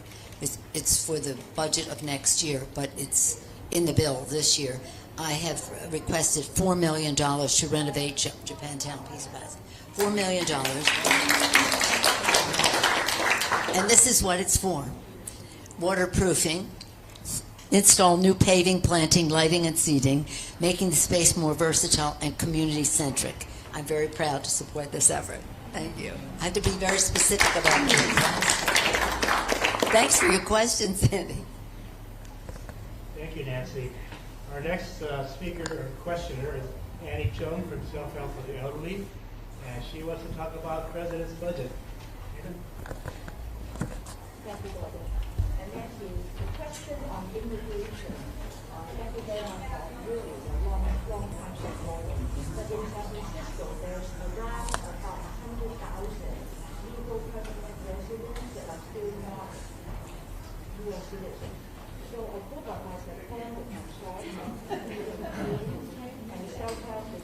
I think the mask or something, I'm not sure. Fathers, can you hear me? Yes. All right, it's better. Sorry. So, Nancy, my question is on the upcoming budget that President Biden and the administration requested for $1 billion for USCIS to do two things. One is about $700+ million to deal with the backlog for the naturalization process, which have dragged on now for sometimes 1.5 to 2 years, which is way too long for someone to wait to become U.S. citizens. The other is a very important budget, $100 million, so that more community groups could apply for this integration and citizenship grants. And last year, they could only fund about half of the proposed project. So would you be able to please work for us and with us to get this $1 billion over to USCIS so that we could all address the question and help more LPRs become U.S. citizens? Anything you want, Annie. $1 billion. No, but this has been a real priority for all of us, and as you know, this community beyond time, in this community, family unification has been one of our values for immigration, and this backlog has an impact on unifying families as well. So let me just say that we have I know it's 100,000 here, but there's about 4 million backlog in the country. And so we need a number of green cards has been decreased over time. So for our budget of FY22, before it was FY23, but for 22, it included $275 million to help address the backlog, $20 million for citizenship and integration grant program. Now, we are fighting for more in FY23, fiscal year 23, for the USCIS program you mentioned, to get more money. We also, in the BBB, which we're not finished with yet, included registry update to help address the backlog so we have a good handle on what it is. But this is so much uncertainty in people's lives because of bureaucratic backlogs, and it takes it's been taking a long time. President Biden has made this very, very important to the tune of hundreds of millions, now $1 billion in the budget as we go forward. So that's a priority for us, Annie. Thank you. Thank you, Nancy. Our next questioner is Joyce Lam from the Chinese Progressive Association. And Joyce wants to talk about income inequality, the racial wealth gap, jobs, and racism. All of those.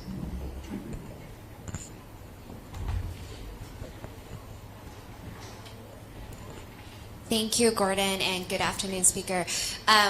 Thank you for that great start. But, with all of those things that Gordon mentioned, I think what we have seen is that we really desperately need greater federal action, right, to champion investments in the care and green economy and uplift workers' rights and enforcement. And CPA, we were part of a coalition that surveyed 1,400 essential workers, mostly Asian and Latinx immigrants in the Bay Area.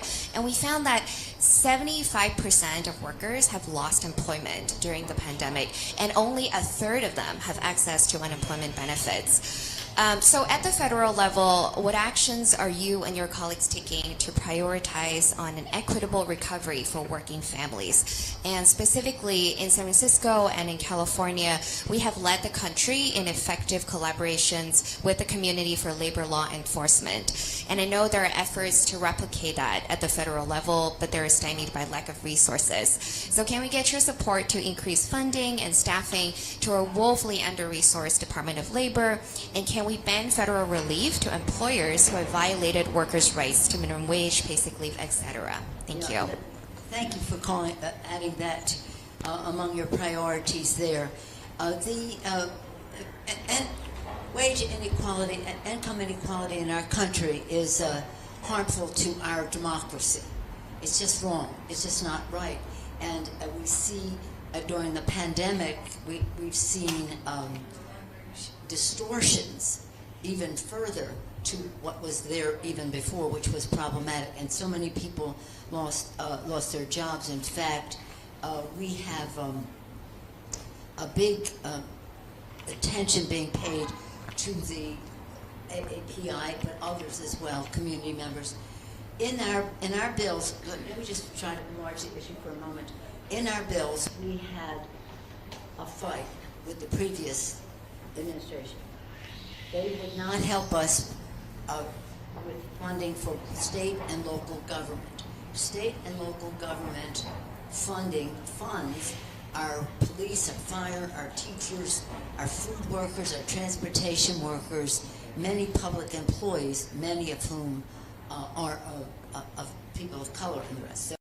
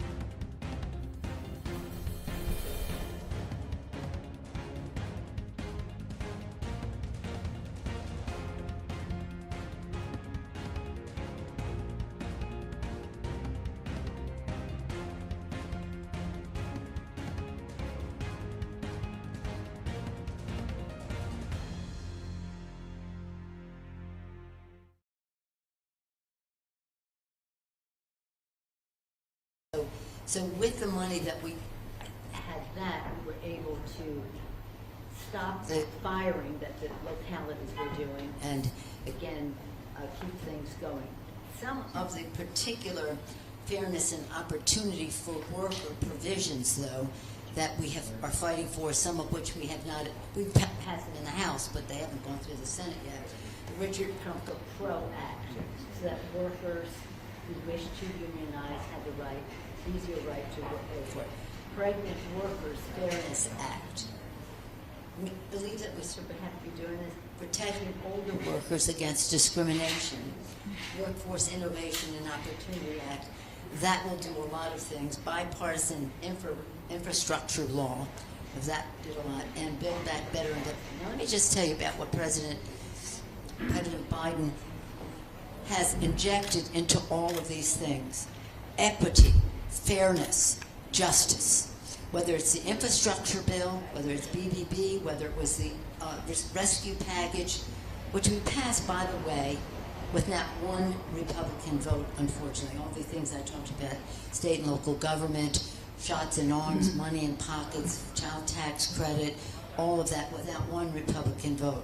And I hate to say that because I wish it weren't true. In fact, though, the infrastructure bill was bipartisan. And in these bills, he has a formula for justice. For example, if you're going to build construction, don't do it and divide a neighborhood. Do it in a way that unifies a neighborhood. If you want to talk about climate, we have to talk about environmental justice. You cannot have solutions that intensify the injustice of it all because they are health related, whether it's asthma or whatever else, especially children are subjected to.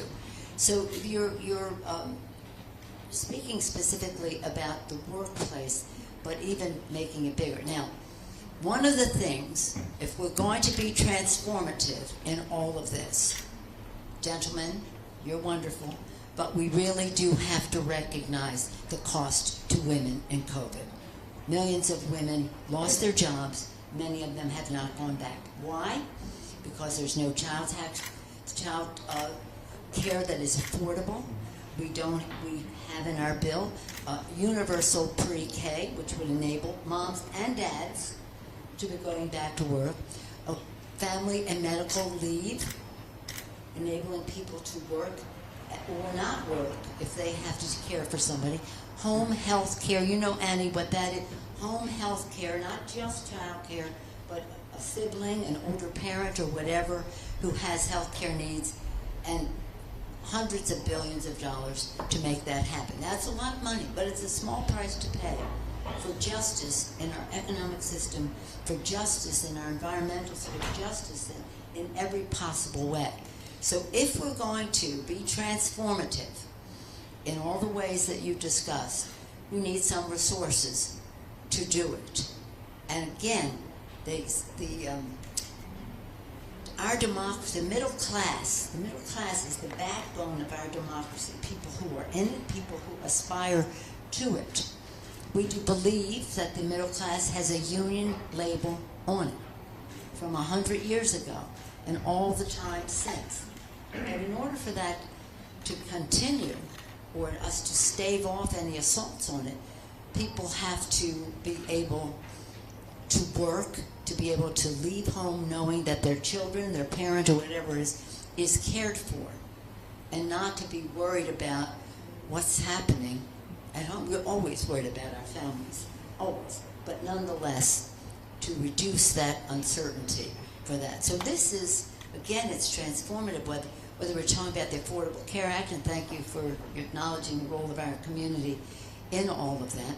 Thank you for mentioning Violence Against Women Act. Think of this. When we passed the Violence Against Women Act, we just did again, but the time before, when President Obama was president. Now, the first person to be advocating for violence against women within the 90s, Joe Biden as chair of the Judiciary Committee. We passed it. I was an appropriator. We funded it. All that. Okay? So about 6 years ago, when we took up the bill again, the people on the other side of the aisle said, oh, we're for ending discrimination against women, except women who are immigrants, except women who are LGBTQ, and except women who are Native American, as you mentioned. What? Some of the most vulnerable women. They weren't going to do discrimination. So we had to beat them on the floor and pass the bill. But these are all fights. And they're all fights. And you know what? People have to know. President Lincoln, again, a Republican president, he said public sentiment is everything. With it, you can accomplish almost anything. Without it, practically nothing. But for public sentiment to weigh in, people have to know. So as you communicate with your communities, your organizations, as you collaborate with each other, as you teach me what is really working or not, let's make sure that the people know what is in their interest so that they can make sure that the people they vote for understand their priorities. We'd love to make it all bipartisan or nonpartisan. The better angels of our nature to unify. So thank you for that list, and again, your priorities are ours in that regard.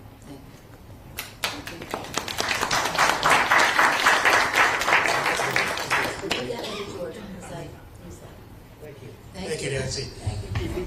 Madam Speaker, that other mic is going to work better for you. Thank you. Thank you. It's not important you hear me. You have to hear Nancy.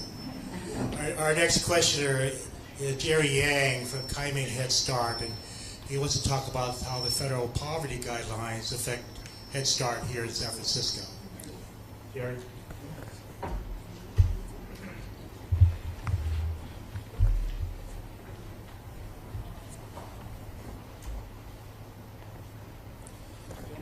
Thank you, Speaker Pelosi. We have 3 Head Start programs in the city, Kaiming and also my colleague, we, Monica, and also MNC. It was a beautiful event this morning, by the way. So we all follow the same federal guideline. The poverty guideline for this year, family of 4, is $27,750. It's so unrealistic in San Francisco.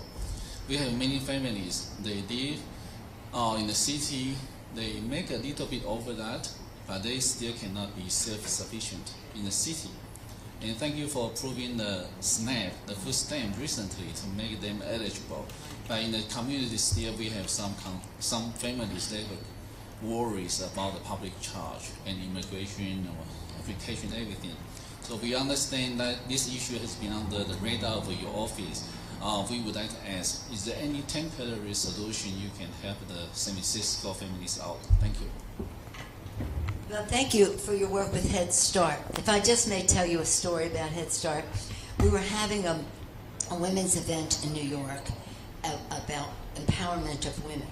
And a woman got up and she said, I'm a mother of 5, English second language, single mom, all the whole thing.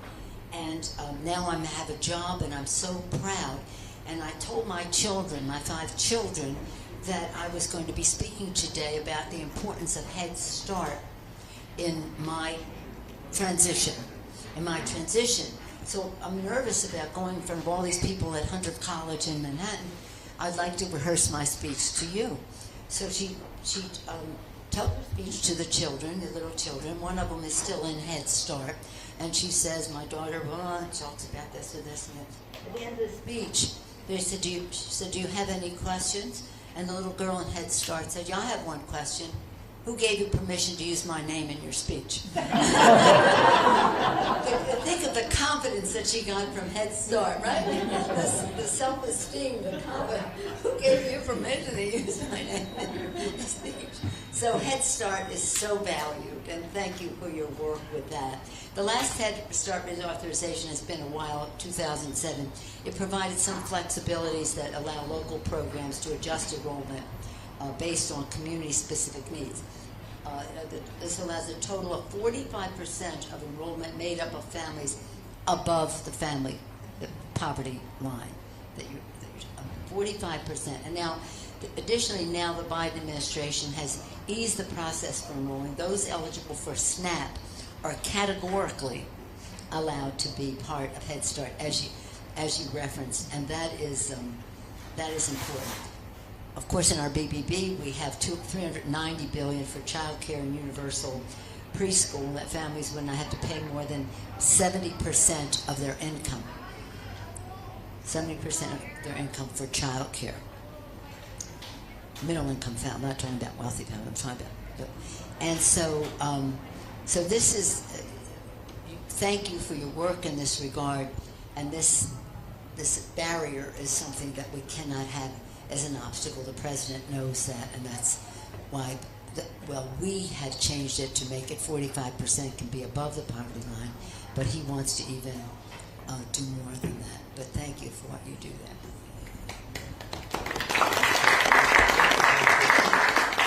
As we're waiting for the other mic, All right, we got like 12 minutes left, and I think we can fit in the other 3 questions if you're brief. Our next questioner is Teresa Imperial from Bill Sorrell Housing Program, and you could guess she wants to talk about housing. Thank you.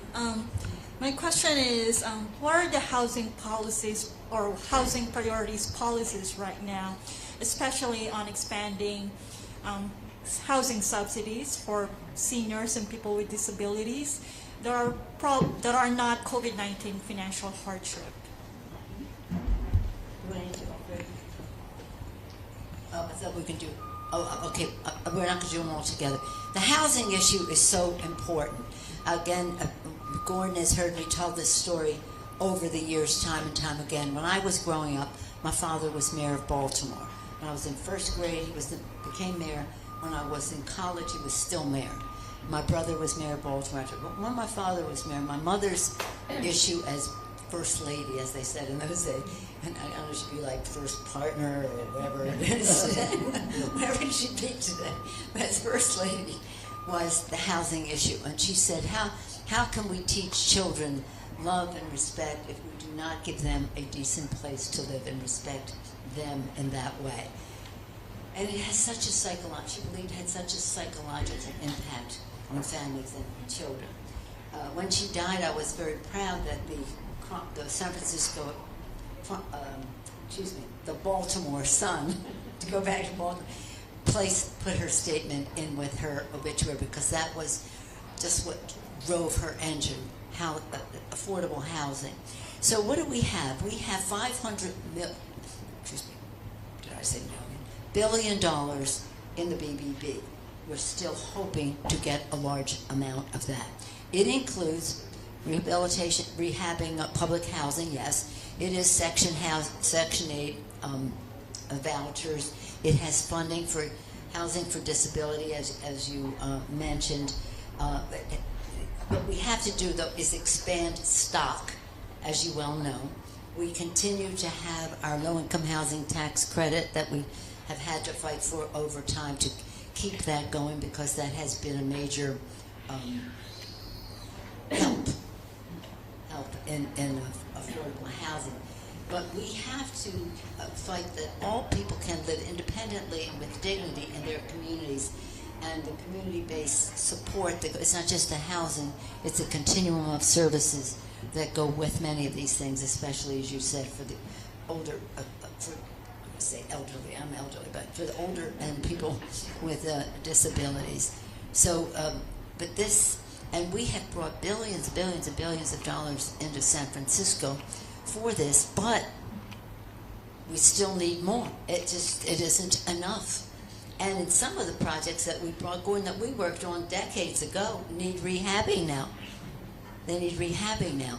So this is our chair of our committee, Maxine Waters, has this as not a crusade, a mission that we are going to do what we need to do so that people can have affordable housing, but also that we can address the homelessness problem in our country that really needs to be addressed in many ways, but one of them increasing the stock of affordable housing. So look forward to working with you, continuing to work with you.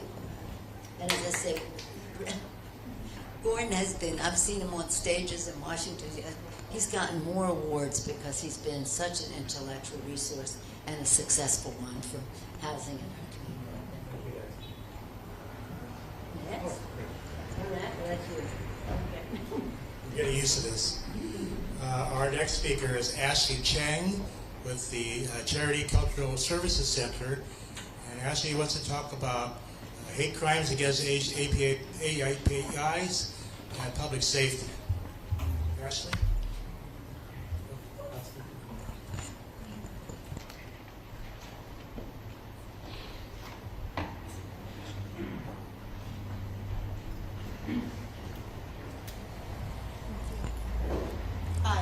Ashley couldn't be here today, so Irene is speaking today. Thank you, Madam Pelosi. So with the rampant AAPI hate crimes around the nation right now, we see an increasing racial divide. What is the Fed's plan to address this, and how can we be of assistance to the plan and effort? Well, as you know, I could use my Mother 5 voice here. Thank you, Irene and Ashley, for the question. I mentioned Grace Meng earlier about the Smithsonian legislation, but she also was, the author of a bill that became law. In the House, Grace Meng. In the Senate, Mazie Hirano. This was bipartisan. This is bipartisan. We were so thrilled. Again, what's related to COVID, hate crimes related to COVID. But this is something that obviously has no place in our society. And as I said at the beginning, there are people who just have a problem with diversity and what's new. That's their problem. But we cannot allow the hate crimes to continue. Now, I did have a chance. I just had the list of celebrities that were there. Jose Antonio Vargas, Jeremy Lin, both from San Francisco, but there were other AAPI artists, and we were there for an evening where we lit a candle in the name of somebody from all over the country. We had many, many candles in that regard, and it was so sad to hear the stories. Well, you know them. It's no use my even going into them because I would not do them justice. But Grace Meng, the COVID-19 hate crimes bill became law, empowers law enforcement and community organizations to increase access to reporting services, to raise awareness. Again, here's the thing. On this, we really have to tell people when you see something or you are a victim of something, write it down. What did the person say? Because sometimes we have to demonstrate that this is a hate crime, not just bad enough just an act of violence, but that it is a hate crime. So we need to instruct our community members, and you all do it so well. Write it down. What's the date? What did he actually say? What did he actually say? I had the heartbroken, I don't want to say opportunity, but privilege of lighting a candle for Grandpa Visha last year, and then just this May for it. And we all know the assaults on the Korean-owned salon in Dallas, on the Taiwanese American congregation in Laguna. What is this? What makes people think that they can get away with this? One of the reasons I was late was because we were filing our bill on gun violence, and we just have to have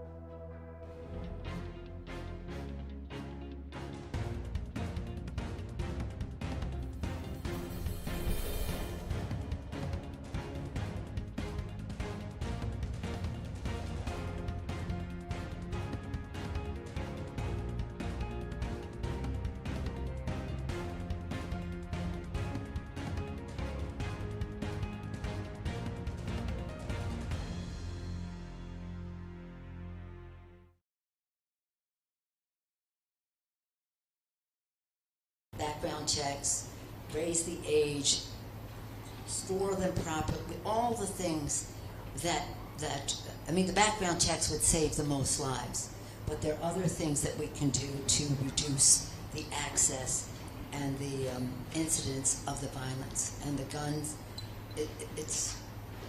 We're like on a tirade, but on the other hand, in order to get something done, it's probably going to have to be a compromise. But we're hoping that that will be the case. I don't have to tell you of the incidents, whether it was in Georgia or the Taiwan incident of a threat there and the rest. It's horrible.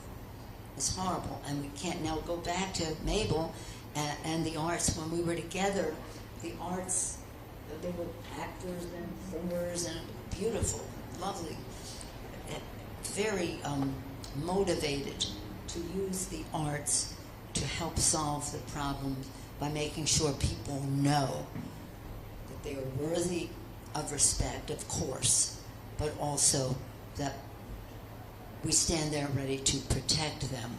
It is, it's just insecurity on the part of some people. We can't understand it, right? We live here. When I come home from Washington, I think, I feel really sorry for my colleagues because they don't all come home to this. This is it. It's so beautiful. Our diversity is our strength. Our unity is our power, and we must all work together. But this is, it must be crazy to think that you're going to get away with attacking the community in this way. And it's, the community, as you know better than I, is a very diverse community. But they just see it all one way as a target, and we have to make sure that everybody realizes that it has no place in our society. But we do have, again, the hate crimes. Imagine this, the racist conspiracy theorists about pandemic fueled 339% spike in anti-AAPI crimes in 2021, from brutal murders to vandalizing businesses. But again, we have to make sure people understand this is unacceptable, but that it will be viewed as a hate crime. So one thing we keep saying, be vigilant, but also write it down. What did the person say, so they don't get off the hook. One more, did we have? Yes, Was that? I have to get one more. Can I get the mic, please? He's getting the order. Nancy, your comments on arts and culture is a perfect segue to our last question, and they will keep it brief. And they are none other than Brenda Wong and Mark Izu from First Voice.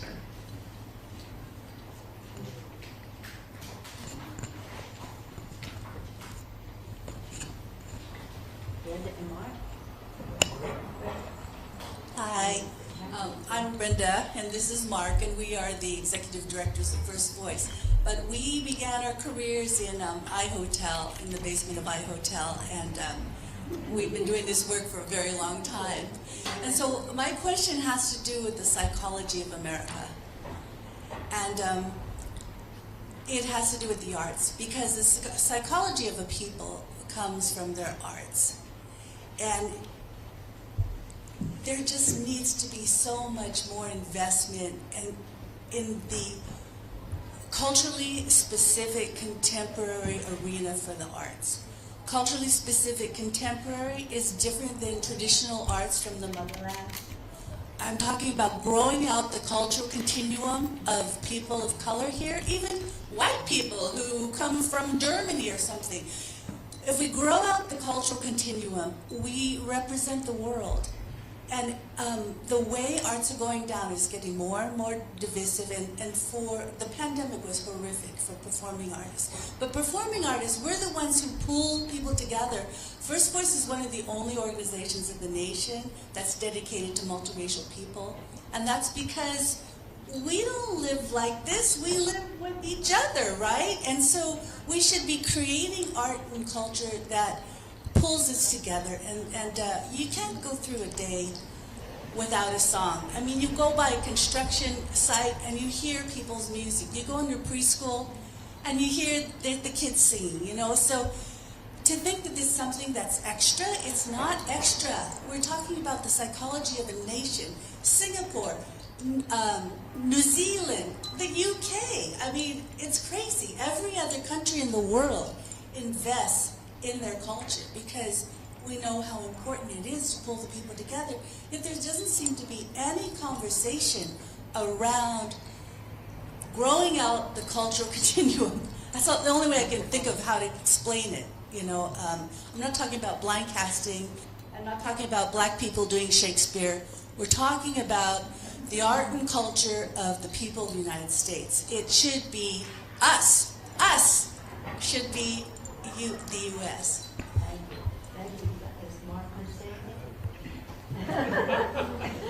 Brenda said it all. Marcus yielded back, huh? Thank you. Here's I spoke Sunday at Brown University, and I said to the night before there was a big dinner for the honorary and all that stuff, and I said to the people there, "This is what I'm going to say tomorrow. What do you think?" And they were like, "Yeah." And I thought I'll do it anyway, because what I wanted to say is, and I'll say this in relation to what you said, Brenda. The poet Shelley once said, "The greatest force for moral good is imagination." Imagination, you put yourself in other people's shoes. Imagination, be creative. Again, as I said earlier today, you laugh together, you cry together, you are inspired together. You find common ground, you forget your differences, and it's a path. It is a tradition in our country.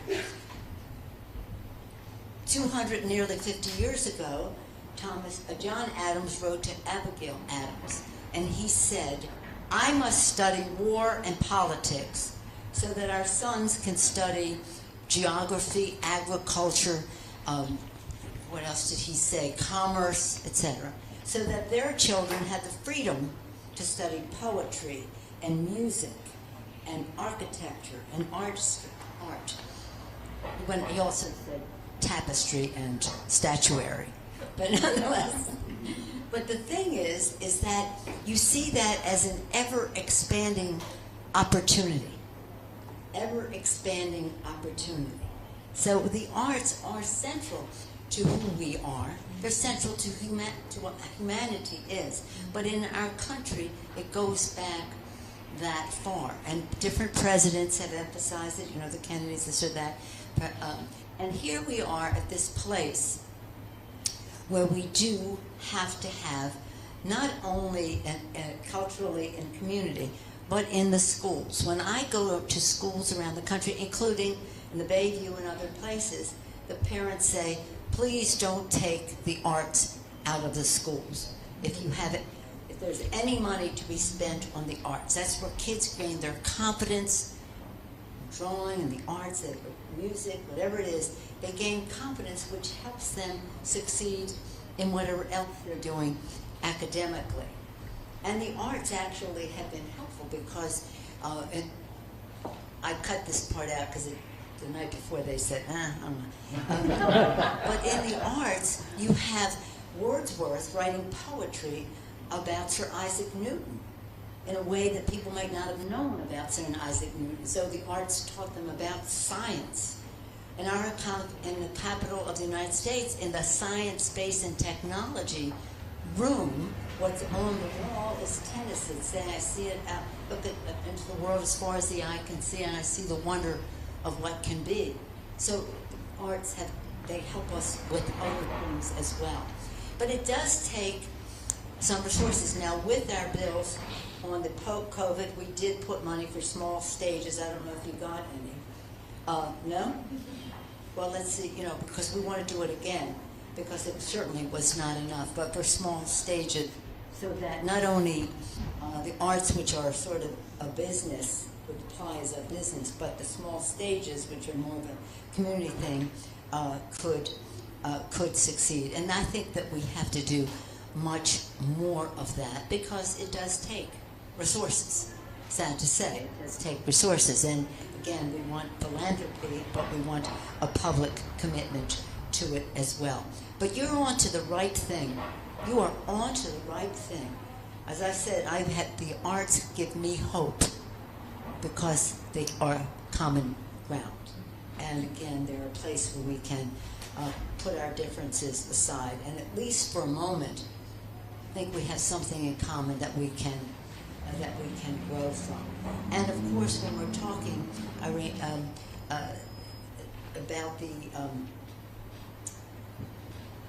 about how we stop violence against the community, the whole beauty of the community. Now, I know what you said about, we're not talking about the arts from the coming. When my children were little, I used to take them to the pagoda and we listened to the Chinese opera.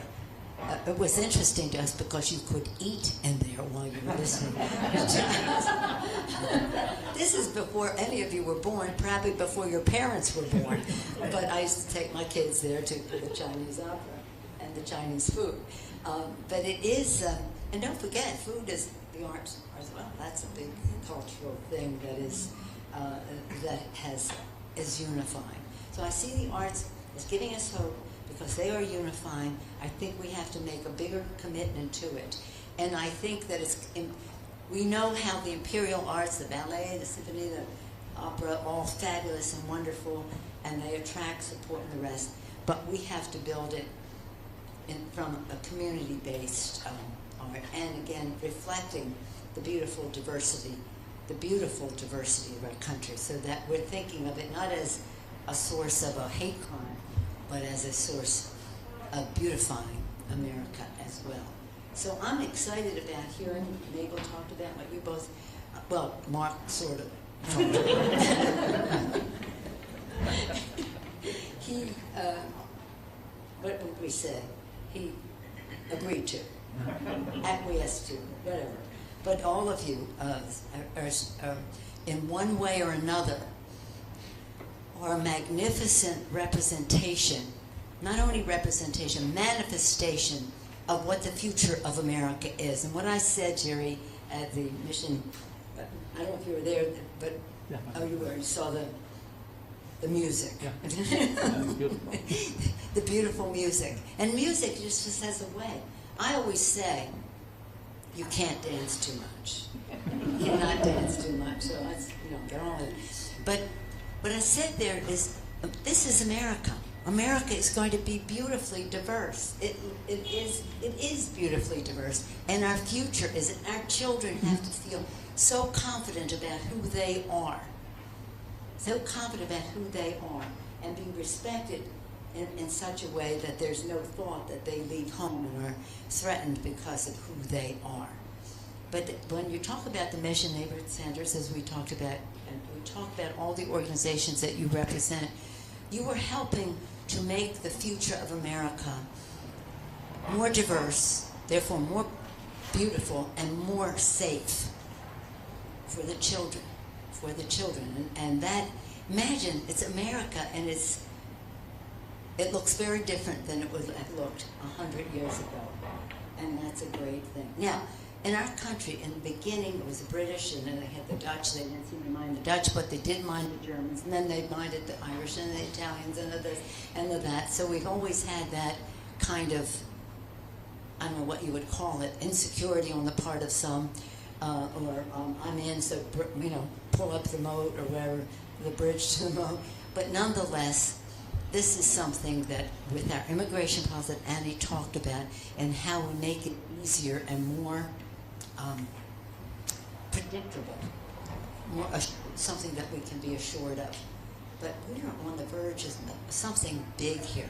That we're going to, they tried, I don't have to tell you what some of the things that they tried to do with elections and this or that, to suppress the vote of certain communities and the rest of that.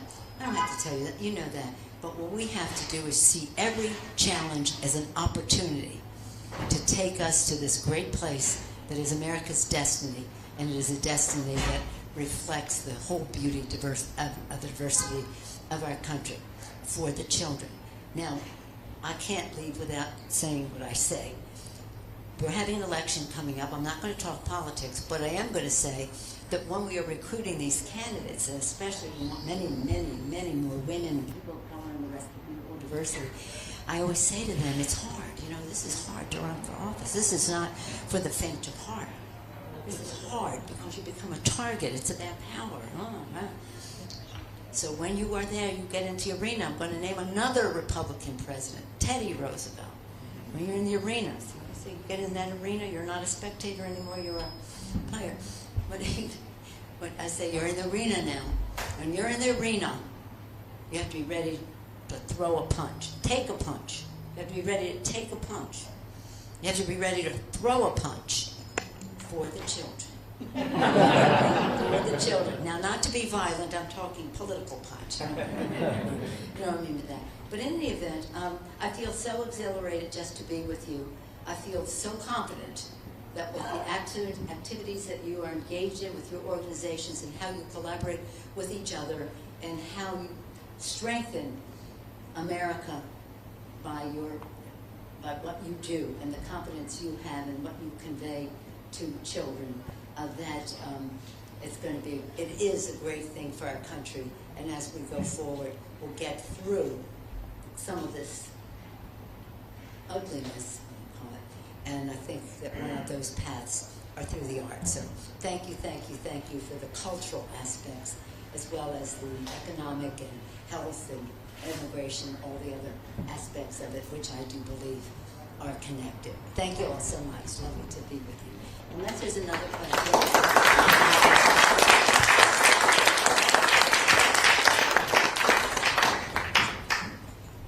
Thank you, Speaker, for spending this afternoon with us. I think it is evident that, with your office and with our members around this table, that one of the things that we're constantly working on and themes that came up are poverty and equity.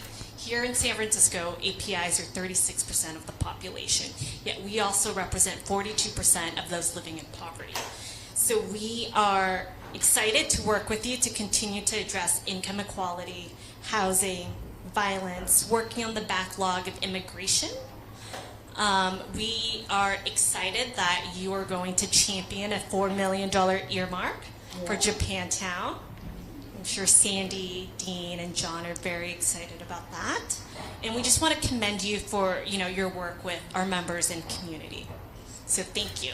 So with closing, we're going to take a group picture. We're going to push the tables out, and then we're going to ask members to come up. I want to thank you. I just want to acknowledge that in my office, and some of them are here, Joyce Lee is the National Press Secretary. Lei Han is Special Assistant to the Executive Office. Shama Sheikh is the Senior Press Assistant. And Anna Song is an Outreach Assistant. Arish Abbas is Staff Assistant. That's in Washington, San Francisco. Selena Sun, where's Selena? Selena's son, Selena, Calvin Ho, Field Representative, caseworker. We are very blessed in our office with the brilliance and the talent of the API community. And now we're getting ready for our photo. As we do so, let us thank Dean and Callie and Gordon. Let's thank Dean and Callie Gordon and Mabel and each and every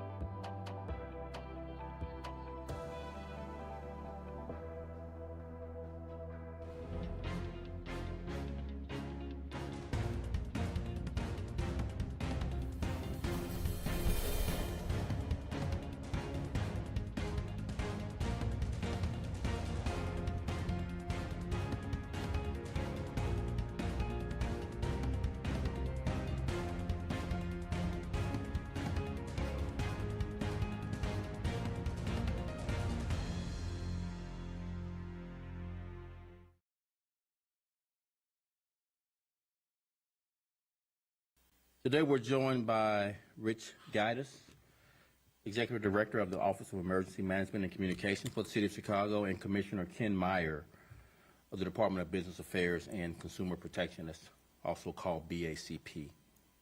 And I want to thank you both for being here today and for working over this past weekend in our great city.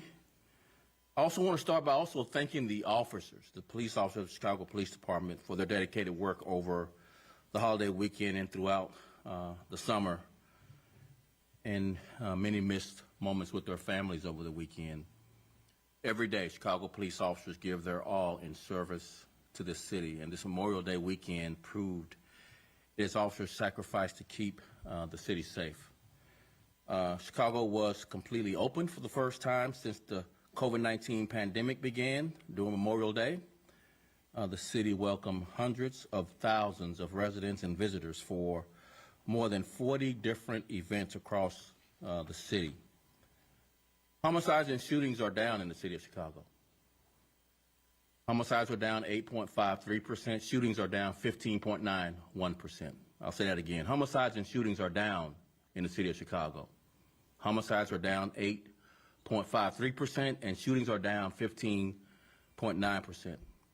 In the neighborhoods that we are all focused on with our whole of government approach on the south and west sides that has historically experienced the highest levels of violence, homicides are down 30% and shootings are down 34%.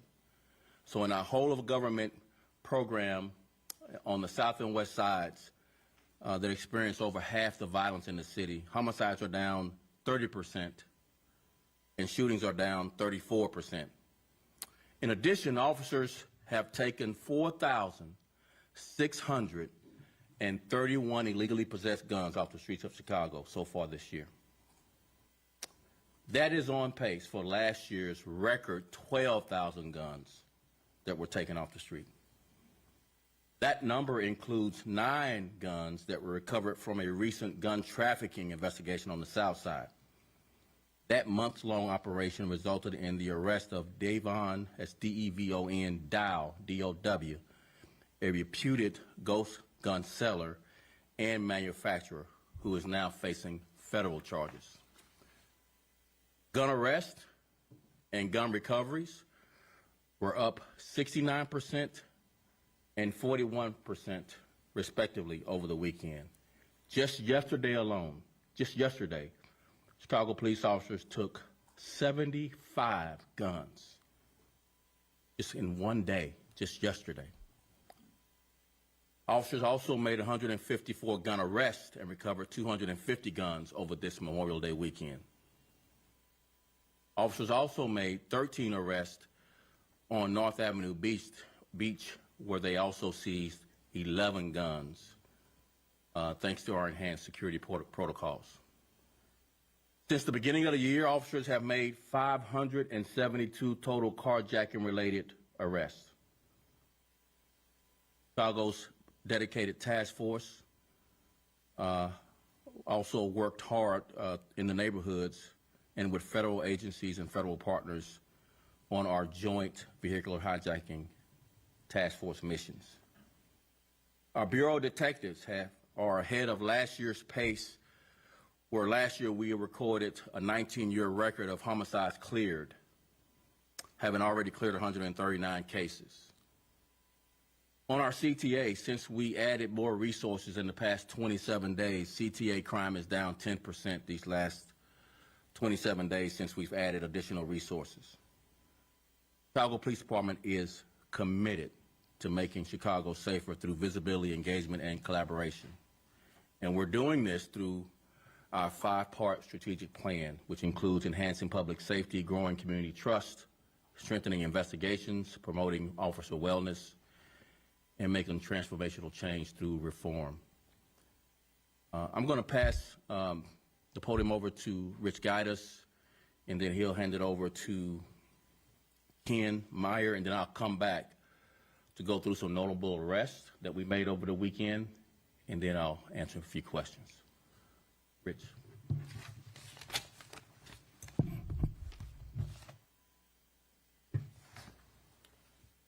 Superintendent, and good afternoon. With 240 square miles to monitor and protect over the 3-day holiday weekend, the Office of Emergency Management and Communications coordinated public safety efforts in the Central Business District, the Lakefront, and in our neighborhoods. The unofficial start of summer in Chicago was one of the busiest on record, with an increase in outdoor events with approximately, would you say, about 60 events, known events going on throughout the city. This included the new Sueños Festival in Grant Park, Coldplay concert at Soldier Field, Crosstown Classic at Guaranteed Rate, a doubleheader at Wrigley Field, the city's Memorial Day Parade, Chicago's 22 beaches opening, and a multitude of events and street festivals. Since January, OEMC held 15 planning meetings around Memorial Day weekend, attended by multiple city departments, including Chicago Police Department, Fire Department, to ensure we had plans in place to handle the additional crowds and increased traffic around the large events, as well as to ensure the public safety of residents and visitors. To amplify our efforts to protect residents and communities citywide, OEMC and the Chicago Police Department once again activated the Summer Operations Center over the long weekend. Located at OEMC, the SOC provides strategic oversight and coordinated citywide deployment of public safety personnel and assets to enhance our ongoing collaborative efforts around crime and violence reduction. The SOC will be activated each weekend throughout the summer with the Chicago Police Department, OEMC, as well as key city agencies and strategic partners. Throughout this activation, we conducted multiple daily calls to facilitate information sharing citywide with all necessary agencies. To further enhance our monitoring of citywide events, OEMC also activated the Emergency Operations Center to support the SOC over the 3-day holiday weekend, staffed by representatives from additional city departments and agencies.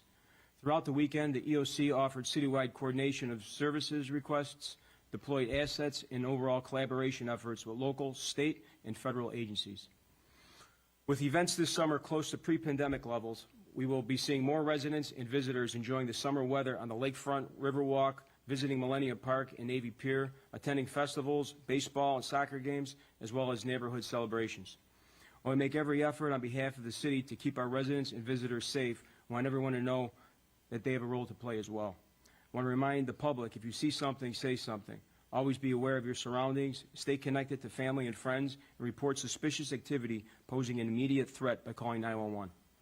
Additionally, with beaches open and more people gathering on the lakefront, it is important to know your location when calling 911 to report an incident. Chicago's location identifiers or pole markers serve as an additional tool for emergency personnel and the public to provide their exact location for a rapid response. The city will have resources in place to monitor activities throughout the summer. As always, OEMC urges residents to be cognizant of threatening weather conditions, emergency situations, and to heed messages and alerts from officials.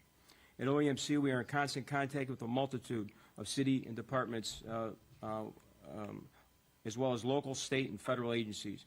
We'll continue to monitor events for the purposes of public safety through the Operations Center 7 days a week, 24 hours a day, including twice daily calls just to ensure coordination. I want to wish everyone a safe and enjoyable summer. Thank you. Right now I'd like to bring up Commissioner Ken Meyer from BACP.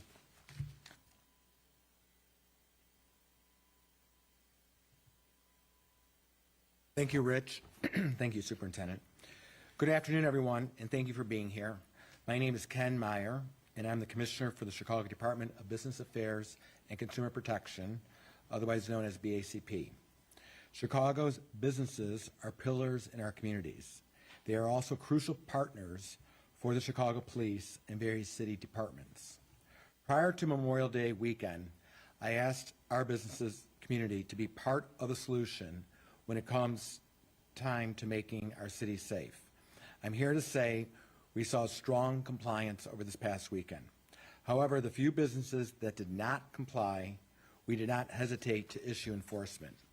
During the Memorial Day weekend, the BACP Nights and Weekends Enforcement Team conducted investigations to ensure businesses were complying with the Chicago Municipal Code.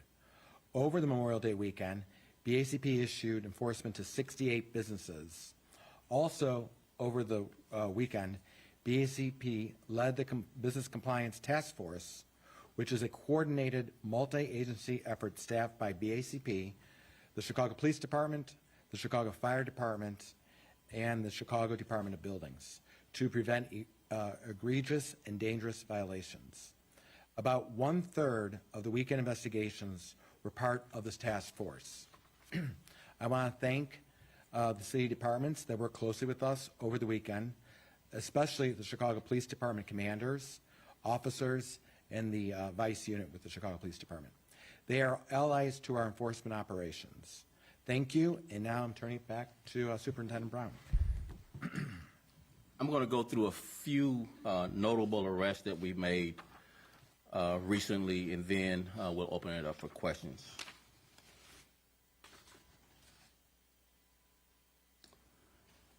"38-year-old Andreal Hagler, that's Andreal Hagler, was arrested on May 25th, 2022 after being identified as the offender responsible for the murder of an 8-year-old girl. She was charged with 1 felony count of first-degree murder. The victim was found deceased several minutes earlier in the residence in the 4700 block of North Winthrop in the 19th District. Another notable arrest, 53-year-old Travis Cook was arrested on May 24th, 2022 and charged with 1 felony count of first-degree murder and 1 felony count of murder with strong probability of death or injury. He was arrested after being identified as the offender who less than 24 hours earlier stabbed a 43-year-old male to death while on the train in the 400 block of South Clinton. Another notable arrest, 42-year-old Dion Jones was arrested on May 24th, 2022 by Chicago Police Department and the Great Lakes Regional Fugitive Task Force in charge of 1 felony count of attempted first-degree murder and 3 issuances of warrant. He was arrested after being identified as the offender who shot a 41-year-old male multiple times in the 4100 block of West 5th Avenue in the 11th District on September 1st, 2021. Another notable arrest, 28-year-old Luis Molina Jr. was arrested on May 24, 2022 and charged with 5 felony counts of attempted first-degree murder. Molina was arrested after being identified as one of the offenders who opened fire into a vehicle in the 2000 block of South Oakley in the 12th District. 2 individuals inside that vehicle sustained gunshot wounds and 3 others were in the vehicle but uninjured. Another notable arrest, 2 12-year-old offenders were both arrested on May 23, 2022, and both were charged with 1 felony count of attempted aggravated vehicular hijacking. These 2 12-year-olds were arrested after being identified as the offenders who moments earlier attempted to take a vehicle by force from a 31-year-old female in 3400 block of West Lexington in the 11th District. A 16-year-old male juvenile and 2 17-year-old male juveniles were arrested on May 25, 2022, after being identified as the offenders who took a vehicle by force from a 57-year-old male in the 3000 block of West Sunnyside in the 17th District just minutes earlier. The 3 attempted to flee on foot but were quickly located by responding officers and placed in custody. All 3 were charged with 1 felony count of vehicular hijacking. One of these 17-year-old male juveniles was also charged with 1 felony count of possession of a controlled substance and 3 misdemeanor counts of resisting and obstructing a police officer. 47-year-old DeMarlin, that's Demarlin, Brewer, was arrested on May 25, 2022, and charged with 1 felony count of aggravated criminal sexual assault with a weapon, 1 felony count of armed robbery with a dangerous weapon, and 1 felony count of burglary and 1 misdemeanor count of theft. He was arrested after being identified as the offender who sexually assaulted and robbed a 52-year-old female victim on May 23rd in the 1700 block of North Wales in the 18th District. The offender was charged in connection with a burglary and a theft that occurred on May 23rd, 2022 in the 100 block of West Hubbard, also in the 18th District. A 16-year-old juvenile was arrested by members of Chicago Police Department's Public Transportation Section on May 24th and charged with 1 felony count of aggravated robbery with a firearm. He was arrested after being identified as the offender who robbed a 23-year-old male offender with a weapon on April 30th, 2022 in the 400 block of East 63rd Street in the 3rd District while on the train. The final arrest that I want to highlight, a 17-year-old male juvenile was arrested by members of Chicago Police Department and the Great Lakes Regional Fugitive Task Force on May 23rd, 2022, and charged with 1 felony count of involuntary manslaughter and 2 felony counts of unlawful use of a weapon. He was arrested after being identified as the offender who fired a gun in the 9300 block of South Wallace in the 22nd district, striking a 15-year-old in the head and killing him. That highlights all the notable arrests over this past week for particularly violent crimes. I'll close my comments with this before I take questions. Our work is never done. It's never done. One crime is one too many. Our work is difficult and, yes, complex, but also very, very dangerous. But our results thus far have been highlighted with this hard work. I'll take a few questions. Hi, Superintendent. This is Bruno with WGN. I just had a question about the 5-part strategic plan. I know you mentioned it on Friday as well, I believe. And there's different things in there. Obviously, there's 5 parts to it. And some of them are more self-explanatory than others, like officer wellness. We understand that. But making transformational change through reform, what does that mean? So we're under a consent decree. But we're using the consent decree not as a ceiling, but as a floor.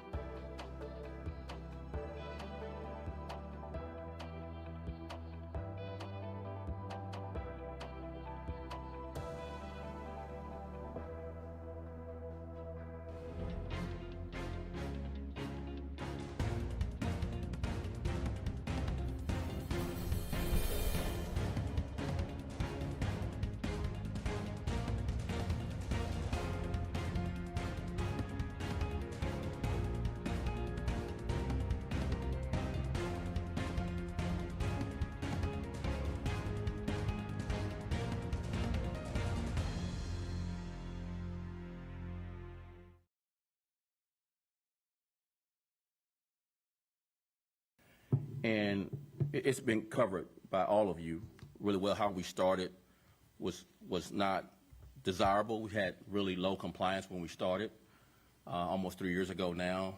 This last reporting period in the consent decree, we were at 72% compliance with the assessed paragraphs. We started with 11% compliance with the assessed paragraphs. So making progress in reform is how you build trust. And it's actually a best practice. It keeps our officers safer and has an impact on reducing crime. So when we talk about transformational change through reform, we're talking not just about compliance with the consent decree, but we're also talking about all the hard work that I highlighted over this past week. Superintendent Christian for NBC5. Compared last year, we had lower numbers, but of course we're in the pandemic still, which of course not many things were open. But tell me, I'm assuming you looked at that. I have. And then looked at this year and more things were open. What kind of things did you do differently, or what did you learn from 2021? So just to put it in context, we looked at the last decade, Memorial Day weekends, and we were, so most of that decade it was not under the global pandemic, and we were about the same level of violent crime that we've seen over the last decade. There's been years where it's been much higher, and then there's years where it's been slightly lower. We were about on average with the level. Given the number of events, the number of challenges, and the challenges leading up to the Memorial Day weekend, you know, we had an all-hands-on-deck approach, as you know, as we do every year And one crime is one too many. Obviously, it's much more challenging than we like it to be, but our officers took more guns off the street these past few days than we have on record. I don't know if there's another time where in a single day we've taken 75 guns off the streets of Chicago. And, you know, just it was every day was every stop, almost everyone had a gun in the car. We took 11 guns off North Avenue Beach. Who takes a gun to the beach? I mean, why do you need a gun to enjoy the beach? So it's been quite a challenge, but we raced to take guns off the street because every gun, every single one taken off the street is a life saved, we believe. It's a deadly force situation avoided. And so we really do take due care in taking as many guns off the street as a top priority for us, given that we're in this gun crisis in this country. Superintendent Ravi Bajwal with ABC7. A couple of things about staffing. We saw you earlier today at the graduation ceremony. I believe you had 46 graduating. 50. Oh, now it's 50. But who's counting? Well, it was 49, and then it went to 46, so now it's 50. Okay, great. But apparently, like 2 or 3 years ago, we were just doing some number crunching in the newsroom, and it was like in the 200s. Do you have enough officers? So good news, as I was on the way down here, we have a new class starting tomorrow of 100 new recruits. We could always use more officers, but as you know, every police department in this country is struggling to find new recruits. We are on pace to fill our vacancies sooner rather than later. We're challenged with recruiting like every other department. It's the reason why we have to extend our officers' canceled days off much more than we'd like to, given the challenges with this profession, with working every day. You need those off days, but it's much more dangerous on these weekends, as we've highlighted here with the previous question, and we need as many officers on the street as possible to protect not only the residents, but protect the officers that do come to work. So not having enough officers doing violent weekends is very dangerous for the officers that do come to work. So we make a point to have enough officers to cover our backs when we're out there doing the great work for this city. So on that note, with the Juneteenth weekend coming in, 3 weeks, will officer time off be canceled again? Will it be straight days? Will it be 21-hour days perhaps, or whatever the number is? It's bad enough. Don't exaggerate 21-hour days. I My heard goodness, 21 nobody earlier, can work 21-hour days except. But I was just certainly saying 11 days in a row for very young people. But what are you expecting for Juneteenth weekend? I don't know where you get the 11 days in a row. So let's just slow it down a little bit. So before we get to Father's Day weekend, Juneteenth, there's the Puerto Rican Fest. As you recall, last summer we had increased violence during the Puerto Rican Fest, and that was an abbreviated Puerto Rican Fest.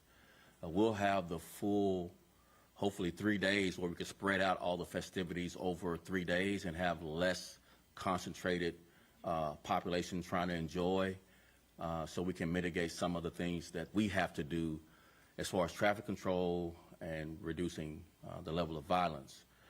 So to answer your question specifically, we have made quite a bit of changes to our canceled days off. So we just don't blatantly cancel days off. We never cancel vacations or holidays. It is the either 1 day off cancel every 5th week as we approach these very violent weekends. And by the way, it's Memorial Day weekend where we see increased violence. It's Father's Day weekend. It's the 4th of July weekend, and then it's Labor Day weekend. So it's 4 weekends where we have to have extra resources out to ensure our residents are safe, to cover all the events that are being planned, as well as to keep our officers safe with enough backup when they need it. So yes, we'll have some rotation of canceled days off, but we'll do it with peer support, employee assistance in mind, as well as not doing it any longer than we have to. We really do take due care in officer wellness.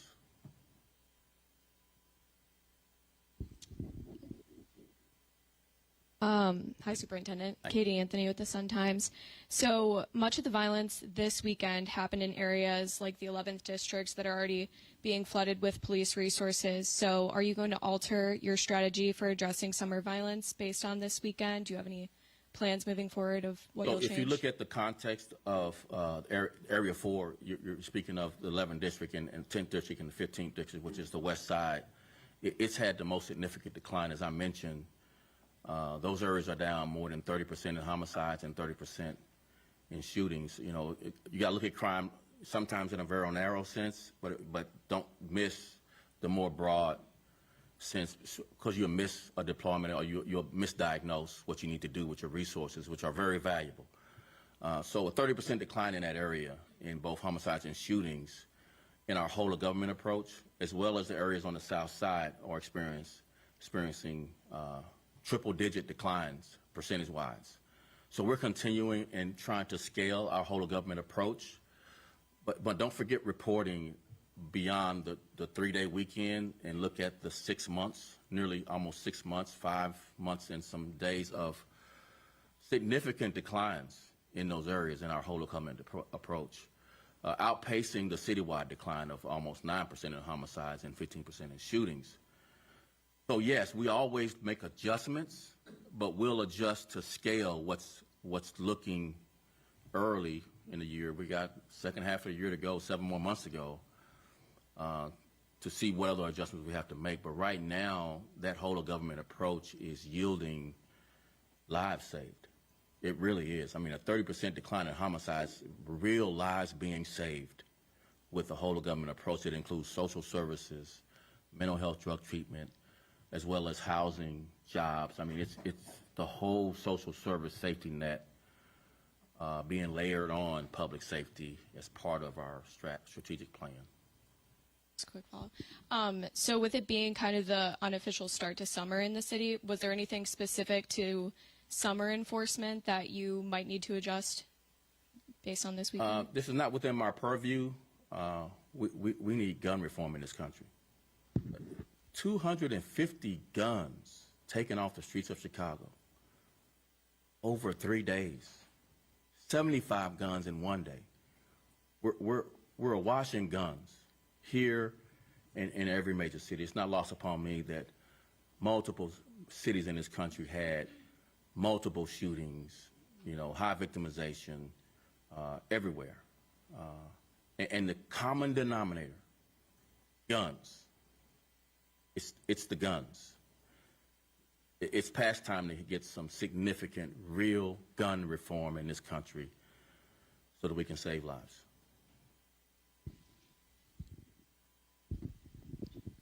Superintendent Will Lee, Chicago Tribune.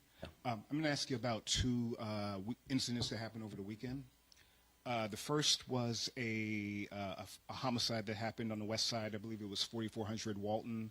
It was a homicide that turned into a HBT situation. Oh. I understand there may be charges coming with that. And the second incident was the incident at North Avenue Beach yesterday. Obviously, in recent weeks, you've been working on trying to, control crowds, especially those by social media. What is your assessment of how things were handled yesterday?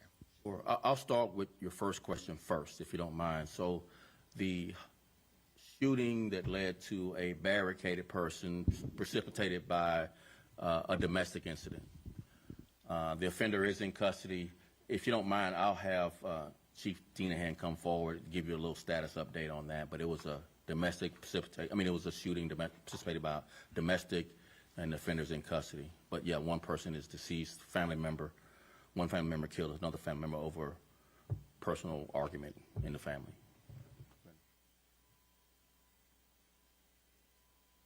How you doing? So this the incident, this was the one, I'm sorry, you said on Walton, correct? Sure. So unfortunately, this incident obviously happened on the 29th of May, just after 10 p.m. We had 4 people were shot, one of which was deceased. As the superintendent mentioned, it was a family dispute that occurred for this incident, and one of the offenders that we had in custody, excuse me real quick, I'm going to get to the charging part here. But one of the offenders that we had in custody, we charged on an unrelated case that we also, he was wanted for, and he was charged with 3 counts of attempt first-degree murder for that other case.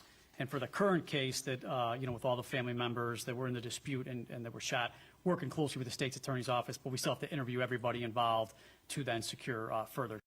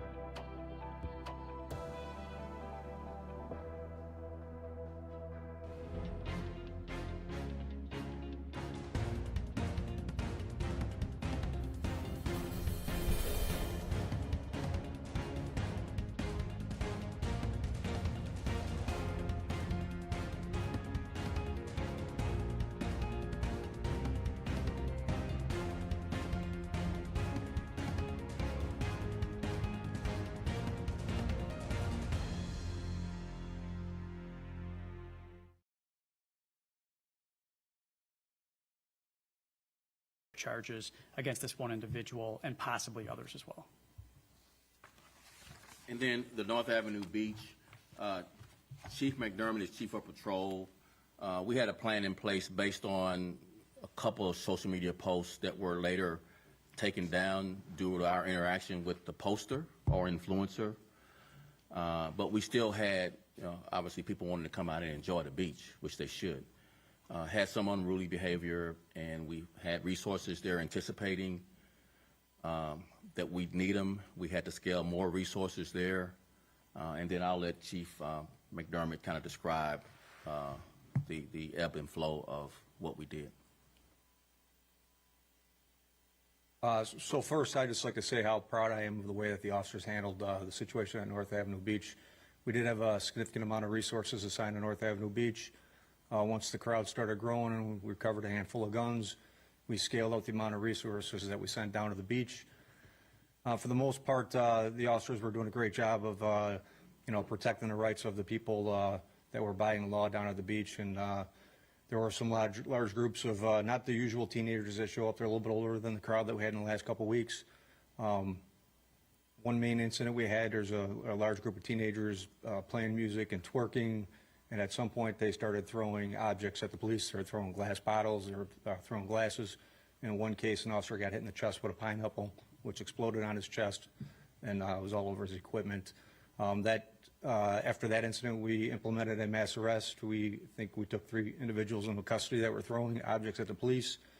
Throughout the night, we continued to recover guns.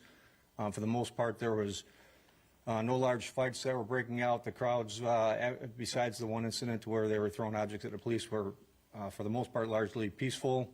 But there was personal disputes that would erupt throughout the night, and someone would pull a gun on somebody else, and officers were always on the scene. We had undercovers out on the ground that were calling out the people with the guns.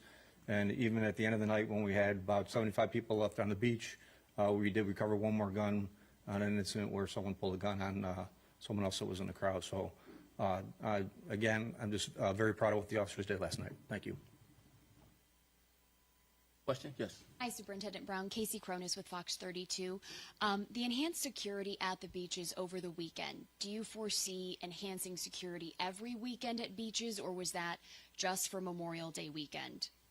So likely we will have plans in place to scale resources on the beaches at any point, whether that's the weekend or throughout the day, to include our undercovers who give us some clues whether or not crowd is being unruly, or whatever. So we have plans in place to be able to scale up and down as large as we need to, given all the challenges we face.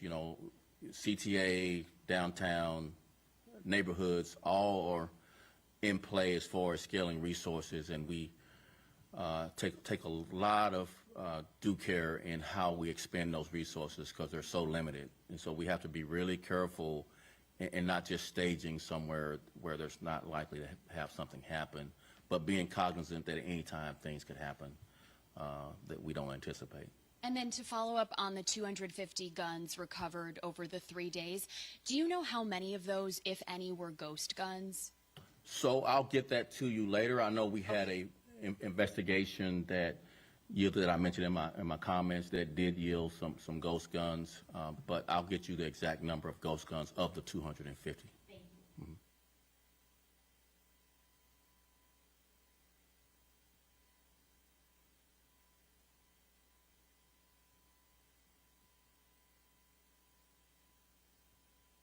Hi, Megan Hickey, CBS Chicago. Back to the West Side, as by most counts, about half of the shootings happening there over the weekend. Can you talk about particular challenges on the West Side and maybe more about your strategy in those areas? So I'll back this answer up a little bit more than just focusing on the West Side. If you just characterize the weekend's violence, it was due to personal conflicts being resolved with guns, and that's throughout the city. The West Side violence, personal conflicts. South Side personal conflicts. The little bit of violence we had in other areas of the city, downtown and other areas, mostly personal conflicts, resolved by guns. So the common denominator, again, arguments that happen all the time. If you don't have a gun there, it's just an argument that happens. With a gun in the mix, it leads to someone shooting and sometimes killing the other person they're having an argument with. These are petty arguments. These are not, you did something to me significant that would cause me to feel like my life was threatened. These are petty arguments that someone resolves with pulling a gun and killing or shooting to significantly wound. So West Side, people live on the West Side are no different than anyone else in this city. The violence that we saw there and everywhere else were mostly personal conflicts resolved with guns, arguments, petty arguments, senseless violence, really senseless violence. And then can you give your department a grade when it comes to responding to violence this weekend or even preventing violence this weekend? So what I would say, you know, we roll, I let the 250 guns roll off my lips so easy. That's very dangerous work. So let's see what grade I would give. A for bravery, an A for courage, an A for dedication, an A for commitment. And I just tell you, it's easy to say, but very hard to do. Running toward danger. These officers ran toward danger all weekend. I mean, they ran toward where they heard shots fired or they heard a 911 call, raced to a shots fired call. So, yeah, A for bravery. Hi, Superintendent Carmen Vargas with Univision. Would you say that CPD's strategy to prevent violence over the weekend was successful? What I say was successful. So our approach is a whole of government approach. And I don't want to be repetitive, but I actually will be. Homicides are down 8%. If you look at all the major cities in the country, there's a handful of cities that are down in homicides. Our shootings are down 15%. So if you say our homicides down and shootings are down, you're talking about a very small number of cities with both homicide and shootings down. Most cities, homicides and shootings are up again. They were up in 2020, they were up in 2021, like in Chicago, but they're still up again a third year, and up significantly. So what I would say again, I'm just going to piggyback the answer I gave about what grade I give our officers. The bravery and courage to do this job, doing what is the most significantly difficult time to be the police. I've been a cop since 1983. There's no other time these past 40 years where policing has been more difficult. Of what we can avoid, I wish we could stop people from arguing and ending the argument with a gun. You know, my hope is that at some point people find some other way to resolve conflict other than using a weapon. A lot of the violence was indoors. Conflicts were indoors. The shooting happened indoors. These were like family, personal things that happen inside a family. So the whole of government approach where people get mental health and likely drug treatment and other resources in the blighted areas that's been disinvested over generations, that's the part where your question is asking police to do all of that to be able to resolve the root causes of violence, which is really the root of your question. You know, how do we resolve the root causes of violence? And if that's on police, you're putting too high a burden on police to resolve poverty and mental health challenges and drug addiction. What the police can do, though, is take guns off the street. And we took more guns off the street, and we do every year, than New York and Los Angeles PD combined. So, again, A for bravery, A for courage, and commitment and dedication. Running toward danger, A+. Any other questions? So actually what I meant is if the goals that you had in mind on Friday's press conference, you think they were met over the weekend? So, and what I meant is I said what I said. For the back of the room, I say it again. A for bravery, A for courage, and dedication. Running toward danger, A+. All weekend long, ran toward danger. Of what we can do, we did it better than any other city in the country, which is take guns off the street to hopefully save lives. Thank you. Okay, thanks. More clarification, because I didn't personally understand it. The thing that was thrown at the officer on the beach, did you say a pine knuckle? A pineapple. Oh, pineapple. I And didn't the catch that at all. pineapple didn't have a grenade pineapple, but it was like it just burst Okay. on the officer's uniform and just spread pineapple juice everywhere. So just to clarify, there were... But glass bottles were thrown at officers. The glass bottles were thrown. There was 13 arrests and 11 guns taken from North Avenue Beach alone. Is that correct? That's right. And following the pineapple incident, the arrests started being made. No, following the glass bottles being thrown at police. Okay. All right. Then we made arrests. Grant. Yeah, go ahead. If Brian wants to clarify. Sure, go ahead. Yeah. So there was probably 4 to 5 gun arrests prior to the pineapple being thrown, and they declared a mass arrest. Took a couple individuals into custody from the pineapple incident and the glass bottles being thrown, and then throughout the rest of the night there was another 6 or 7 guns recovered. Thank you all so much. Appreciate it.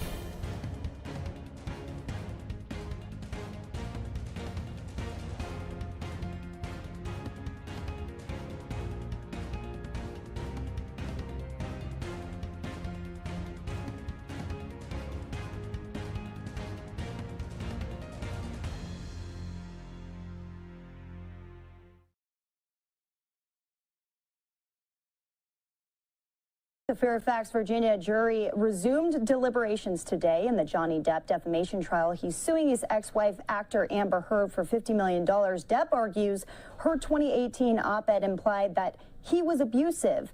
She filed a $100 million counterclaim after his attorney called her claims a hoax. Each is accusing the other of trying to ruin the other's career. The jury unable to come to a verdict today. Again, this was the second day of jury deliberations. They are back at 9 a.m. Eastern time tomorrow. I want to bring in legal analyst Nicole DeBoard to talk about what's going on here.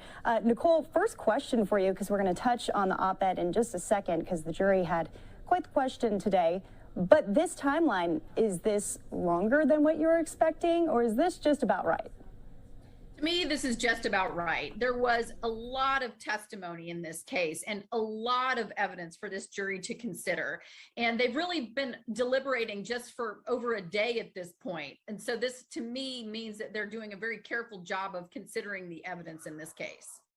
So they're trying to consider all of the evidence here, and I want to pull in a clip from earlier today inside of the courtroom. I want to play it out for you because the jury did have a question for the judge. Take a listen. The question is, does question number 3, the statement is false, pertain to the headline, I spoke up against sexual violence and faced our culture's wrath, or does it pertain to the content of the statement, everything written in the op-ed? So I think the confusion came in this particular one because the statement in question is the title of the op-ed. So I think they're just confused as whether it's the whole op-ed or just the title is the statement. And it's clear that the title is the statement. So I was going to answer to say the title is the statement in question for number 3. Does that seem appropriate to everybody? So eventually later on, the Depp legal team pretty quickly agreed with Heard's team, taking a little bit longer. But what did you make of this question from the jury? You know, it is so hard to tell what a jury is thinking by just the question. Sometimes jurors ask questions because they're trying to demonstrate to one single person back there, in the jury room, that the rest of the group's understanding of what's happening is the correct understanding. Sometimes they ask a question because truly the group is debating about the answer to that question.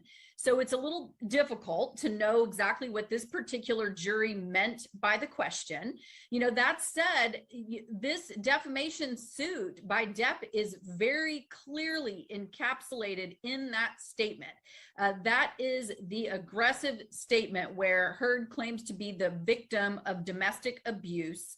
And that is what Depp's team is claiming is slanderous. So on the surface, it does appear to be helpful to Depp's side. That said, there's almost no way to know why the jury asked that question. And as far as jury questions go, potentially, do you foresee more questions to be asked from this jury as they continue to deliberate? There's not really a cap on how many they could ask, right? There's no cap, and they could certainly continue to deliberate. And as long as they have disagreements back there in the jury room about any particular issue, the jury can continue to send out questions to try to resolve those issues so that the judge can point them in the right direction, either by directing them to certain pieces of evidence or to the law, which is important to that particular question. Yeah, I think back on this trial, and I mean, this was weeks and weeks and weeks of evidence that was presented, different photos, different people. I would not be surprised if they asked for more clarification. And speaking of the jury itself, I want to break down the demographics. This is according to Court TV. The jury is comprised of 5 men, 2 women. They appear to range in age from about their 20s to possibly over the age of 60. How substantial is demographic going to weigh into this? You've dealt with many like sexual abuse, physical abuse cases in the past. Typically, how does it sway when you have more men or more women in the jury? As a general rule, and listen, I mean, this is a sweeping generalization that I'm about to make, but women tend to scrutinize statements by women more strictly. In other words, oftentimes we have found in our own trial experience that women will test the evidence that they're hearing from female witnesses more closely than perhaps male jurors. But there are certainly circumstances where that's absolutely not the case and not true. And it's always a fool's errand to judge what we think of a particular gender based on something like gender, for example. So it's really impossible to know without knowing a whole lot more about these jurors' backgrounds. Right.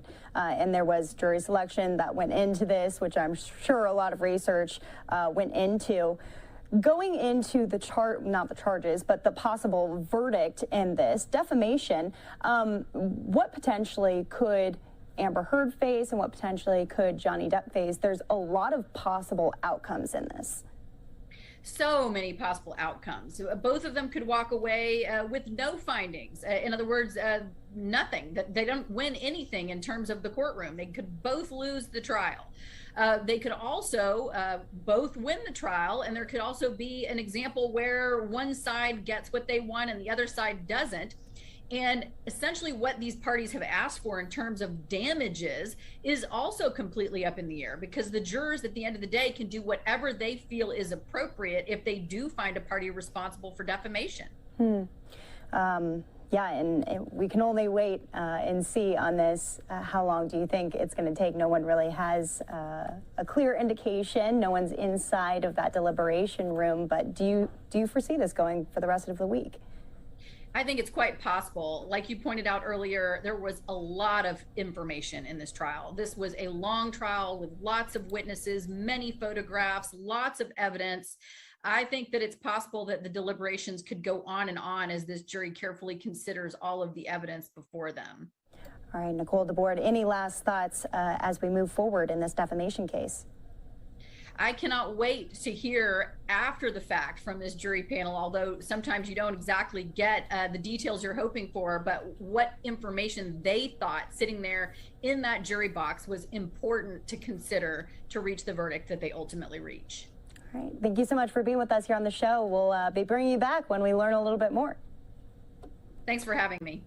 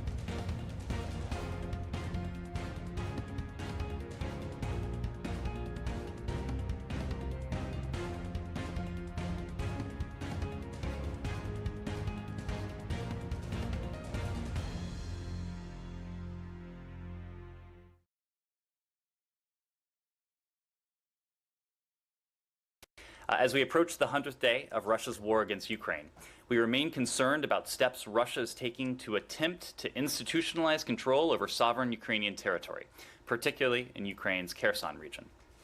The Kremlin is probably weighing a few approaches, from recognizing a so-called People's Republic, as Russia forcibly did in Donetsk and Luhansk, to an attempted annexation, just as Russia did in Crimea. It's a predictable part of the Russian playbook, which is why we are continuing to sound the alarm now, particularly following Russian President Putin's unilateral decree that would fast-track the issuance of Russian passports to Ukrainian citizens. Russia used similar tactics in Donetsk and Luhansk in 2019. In Kherson specifically, multiple reports indicate Russian forces have forcibly removed legitimate Ukrainian government officials and installed illegitimate pro-Russian proxies. One such proxy quote-unquote governor was installed in April. In May, another pro-Russia proxy quote-unquote official publicly stated an intent to appeal to Russia to incorporate the Kherson region by the end of the year. Russia also forced Kherson residents to adopt the Russian ruble over the legitimate Ukrainian currency, according to multiple sources. As of April, Russia likely controlled at least 25 broadcasting towers in Ukrainian areas under Russian military control, including in the Kherson region, and was airing pro-Russia media channels, probably to weaken anti-Russian sentiment and public resistance. This month, Russian officials have increased visits to Kherson, including a visit by Russia's deputy prime minister in mid-May, during which he publicly stated that Moscow believed Kherson has, quote, a decent place in our Russian family. This followed a trip by the head of Russia's ruling party, United Russia, who said Russia would remain in Kherson forever. The Kremlin has also indicated it could attempt a sham referendum to create a Kherson quote-unquote People's Republic, even though it lacks any popular or legal legitimacy to do so. Before Russia's further invasion of Ukraine, only about 20% of Kherson residents said they viewed Russia warmly, but that support has probably deteriorated since the invasion. Russia is almost certainly failing to gain legitimacy for proxy governments in newly seized territories in Ukraine as protest persists and residents refuse to cooperate. Russia's initial objectives of controlling large swaths of Ukraine has been nothing short of a complete failure. The Kremlin probably views that forcibly holding Kherson would provide Russia a land bridge to Crimea, as well as gaining some kind of so-called victory, an attempt to justify Russia's domestic audiences the thousands of lives Putin's war of choice has destroyed. We will continue to spotlight Russia's territorial designs in Ukraine, as well as its ongoing aggression, just as we hold to account those who facilitate it, including with additional punitive economic measures. We must also continue to bolster Ukraine's ability to defend itself in the face of the Kremlin's brutality. And we will have more on all of that in the coming days. Matt. Would you like to preview more in the coming I'm not days? in the habit of previewing from the podium, but I appreciate the invitation. When you say in the coming days, like this week, obviously, yes? Or coming days, meaning like the next Or today. Well, it's so as not to get drawn into a game of definitions. I will leave it at what I said, but add the context that on a couple fronts. Number one, you know that due to the commitment of the United States Congress, the bipartisan commitment of the United States Congress, we now have over $40 billion, and a good portion of that is earmarked for security assistance for our Ukrainian partners. To date, since the invasion began on February 24th, we have provided our Ukrainian partners with some $3.8 billion in security assistance, well over $4 billion since the course during the course of this administration, and now that we have significant additional financial resources for security assistance, I imagine you will be hearing from us before too long about additional security assistance, as those conversations with senior levels of the Ukrainian government have been ongoing. As you know, Secretary Blinken recently had an opportunity to speak to Foreign Minister Kuleba. It is often during those phone calls that among the various topics they discuss is an assessment of Ukraine's security needs. Foreign Minister Kuleba often passes along the latest requirements and the needs of our Ukrainian partners. We, in turn, then determine what we have in our stocks, what our allies and partners around the world might have in their stocks, and how together we can work to facilitate the provision of weapon systems that are needed and appropriate on the Ukrainian battlefield. And as you know, Secretary Austin is involved in an effort, the contact group that the Pentagon has initiated with many of our partners to help with that. So the strategy that you believe the Russians are following in terms of territory, is there anything, does that make change at all your calculus of what kind of weapons to give to the Ukrainians? Or is that more just a tactical and strategic thing? Well, what has changed our assessment of the Ukrainian needs are a couple things. First, it is the course of this conflict. And in the early days, we and our Ukrainian partners, in the first instance, of course, were focused on the battle for Kiev. The battle for Kyiv that our Ukrainian partners, of course, ultimately won. During the course of that phase of the war, there was a heavy emphasis, as you might expect, on anti-armor, on anti-air systems that ultimately helped enable our Ukrainian partners to emerge victorious from the Battle of Kyiv. Sorry. I don't want to interrupt, but I don't want you, the entire history of it is not something I'm looking for. It's one data have point. you changed? Have you changed your calculus about what would be most effective and useful for the Ukrainians? Like, say, in the last week or two. So that was admittedly a very long sentence. The next sentence was going to make the point that as the conflict has shifted to the east and to the south, we, of course, have changed our assessment, and the needs that our Ukrainian partners have put forward have shifted as well. And so their top priority in more recent weeks was surging artillery systems and munitions to the front lines. Over the course of the last two presidential drawdown authorities, there have been 108 howitzer artillery systems. During the course of this phase of the conflict, those systems are already being used on the ground. So all that to say, as Russia's tactics on the battlefield have shifted, the needs of our Ukrainian partners have shifted, and in turn, we and our partners have adapted to the realities of the ground and provided our Ukrainian partners with precisely what they need to be effective. Francesco. So not only has the conflict shifted in the east and the south, but in the very last days and weeks, Russia seems to be advancing more and more in Donbass.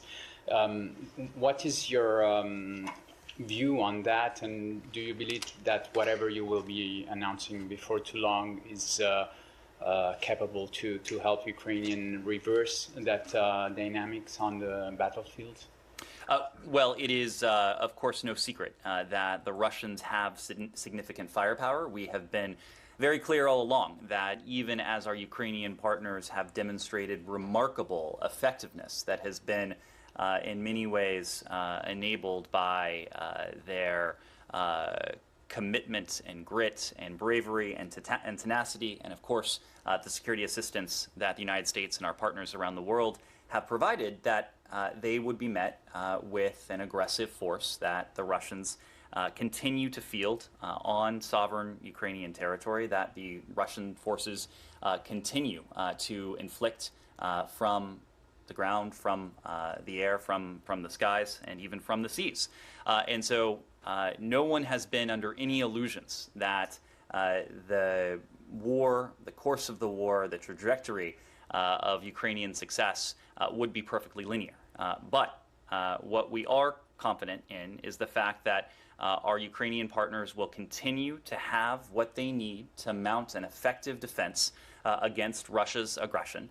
And we remain confident in the most important point, and that is that when this is over, what will continue to be the case is that Ukraine will be democratic, independent, sovereign, and prosperous. And the United States will continue to partner with our Ukrainian partners during each and every phase of this conflict. The nature of that partnership will shift as we provide our Ukrainian partners precisely what they need to be effective. We've already shifted given the tactical realities on the battlefield. I have a feeling that we will continue, and am confident we will continue to be nimble as the battle moves forward. Humara. And so, in terms of providing what they need, they've been asking for long-range weapons, and the president over the weekend said Washington was not willing to send them systems that can hit Russia, hit inside Russia. But then they actually do have some systems that have the capability of hitting inside Russia. So could you clarify, like, what exactly the U.S. policy is there? Where do you guys draw the line? Well, we continue to consider a range of systems that have the potential to be effective on the battlefield for our Ukrainian partners. But the point the president made is that we won't be sending long-range rockets for use beyond the battlefield in Ukraine. The core point is this. It is Russia that is and has attacked Ukraine. It is Russia that has started this war. It is Russian forces that are inside sovereign Ukrainian territory, and these are the forces that our Ukrainian partners are fighting back against. This is not a battle of aggression for our Ukrainian partners. This is about self-defense for them. This is about preserving their country, their freedom, their democracy, their prosperity and independence. And so every element of our security assistance has been geared towards that goal, and that is the goal of self-defense. It's the goal of, in many ways, self-preservation for our Ukrainian partners. So it is no secret, and I just made the case, that as the battle has shifted its dynamics, we have also shifted the type of assistance, the security assistance that our Ukrainian partners, that we are providing to them, in large part because they have asked us for the various systems that are going to be more effective in places like the Donbass, where the battle and the fight is quite different from what they encountered around the Battle of Kyiv. But I mean, the whole idea of self-defense can also be pretty subjective. And so do you guys have like a clear criteria or benchmark for Ukrainians where and at what stages, like these systems that you send them, can be used or should be used, shouldn't be used? There is nothing you guys are stepping into like gray area here. There is nothing subjective or even gray about the notion that Russian forces are inside sovereign Ukrainian territory, taking aim, killing Ukrainian defenders, but also civilians, men, women, and children. There is nothing subjective about that whatsoever. What we are providing our Ukrainian partners, what we have provided them, and what we'll continue to provide them, is designed to enable their efforts to defend their country, to defend their freedom, their independence, and their democracy. Okay, I'm going to assume that you're not going to answer this, so I'll move on to just one other thing. Yeah, one other thing on Ukraine. So there seems to be some growing divergence between some Western European nations like France and Germany and Washington, UK, on the long-term goals of the war. The first group seems to suggest that arming Ukraine with such heavy weapons could prolong the war, and perhaps like Russia shouldn't be fully antagonized. I mean, what is U.S. response to that kind of thinking? And after 3 months and a week, do you fully believe that Ukraine is 100% able to win this war, and you're going to support them for as long as you want? This is related to the whole potentially territorial concessions debate that started last week. So I will just make the point that there have been many eulogies written prematurely when it comes to the unity of the international community in support of Ukraine. We heard this prior to Russia's invasion of Ukraine on February 24th. We have heard this at a regular cadence ever since. At every step, the alliance and the system of partnerships that the United States has been indispensable in forging in the months that preceded Russia's invasion of Ukraine, but also since the earliest days of this administration, they have defied those expectations. And I'm not surprised that we continue to hear those eulogies once again, but I am confident and I know that they are premature. We are united with our allies and partners, in this case with our NATO allies, with the some 30 additional allies and partners across 4 continents that have come together to provide security assistance for our Ukrainian partners, but also to hold Russia to account. And we're united in that goal. We want to see, and we are confident we will see, a Ukraine that continues to be, when this is all said and done, democratic, independent, sovereign, and prosperous. That is our goal. We will continue to provide our Ukrainian partners with precisely what they need to wage that campaign of self-defense effectively.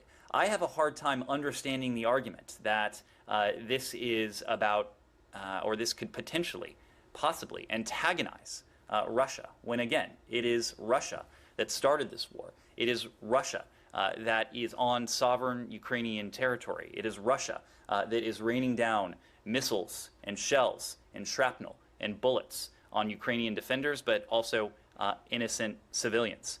So the argument that Russia could somehow be antagonized doesn't seem to have much credibility. There is one country.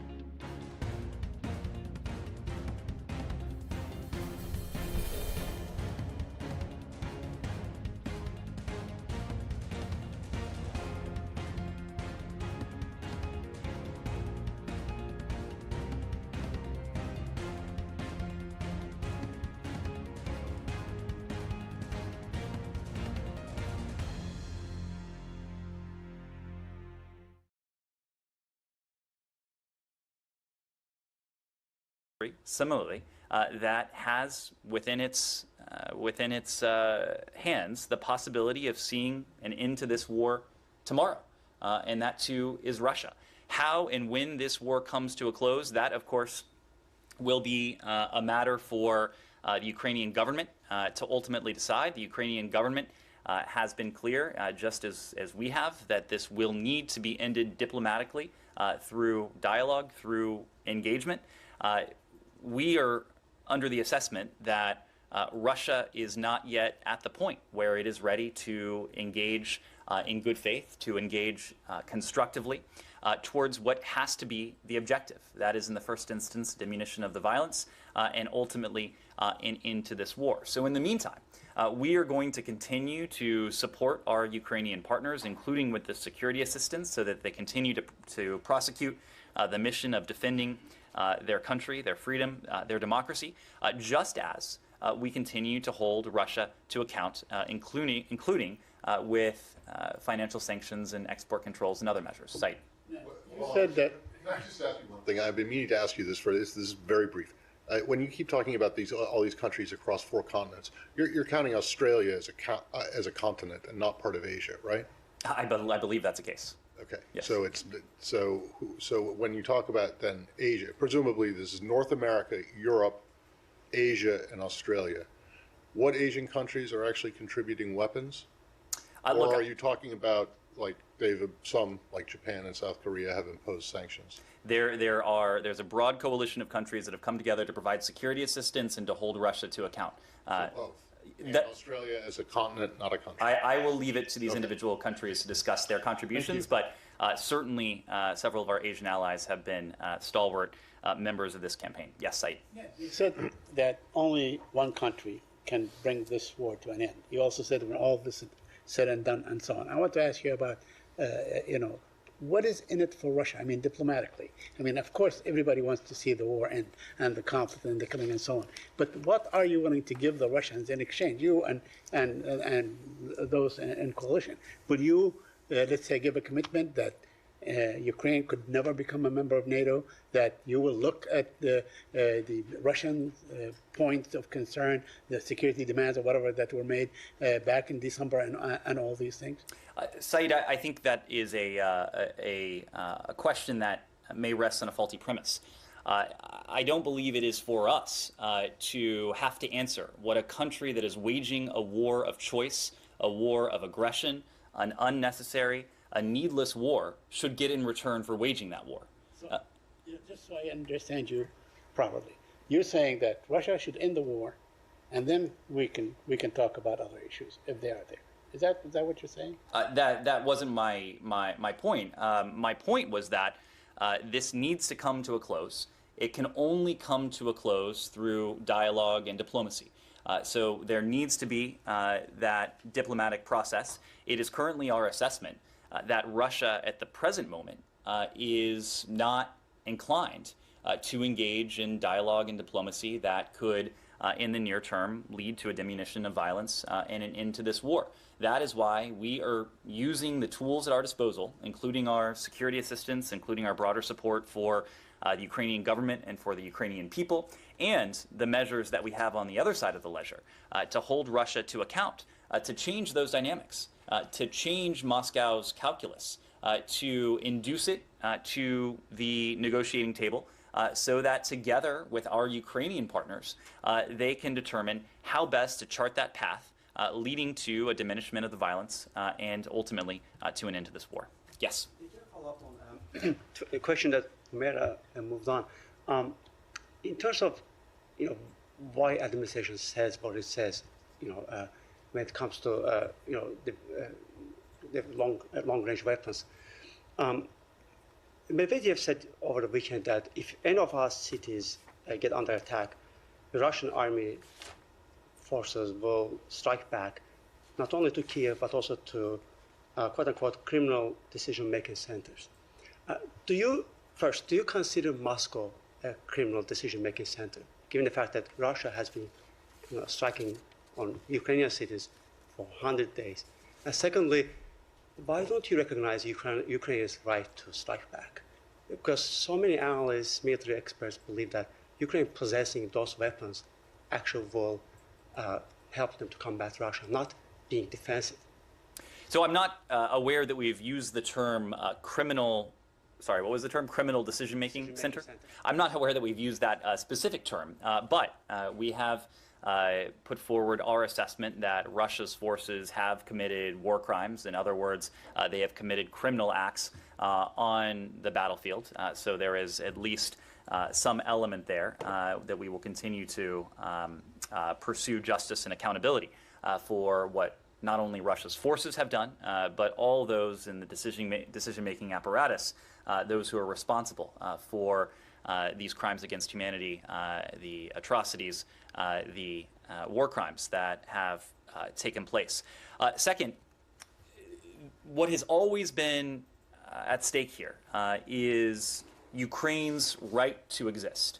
We heard a number of arguments that were entirely specious leading up to Moscow's February 24th invasion. We heard about purported security concerns. We heard about concerns over what they stated to be NATO's aggressive nature, claiming a defensive alliance was anything but.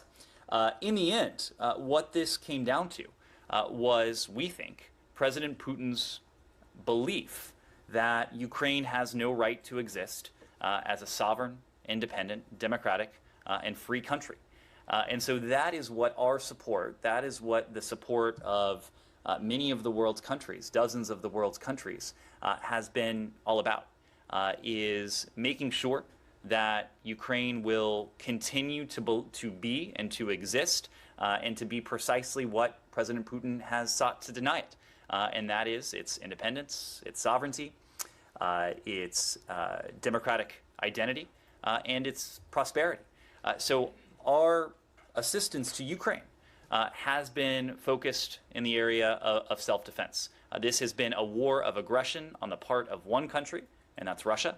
This has been a war of self-defense on the part of our Ukrainian partners. Yes, Michelle. How do you view Foreign Minister Lavrov's visit to Saudi Arabia and Turkey, and what do you expect him to hear from your allies in the region? When it comes to his visit with our GCC partners, we have held extensive discussions with our GCC partners about the importance of international support for Ukraine as it defends its sovereignty, as it defends its independence. We have conveyed to our partners, we've had many opportunities to discuss the need for the immediate withdrawal of Russian forces from Ukrainian territory and the cessation of Putin's war of choice in conversations with Foreign Minister Lavrov. We understand that the GCC plans to push for an end to the conflict and the restoration of the flow of agricultural goods out of Ukraine to ease food prices and shortages.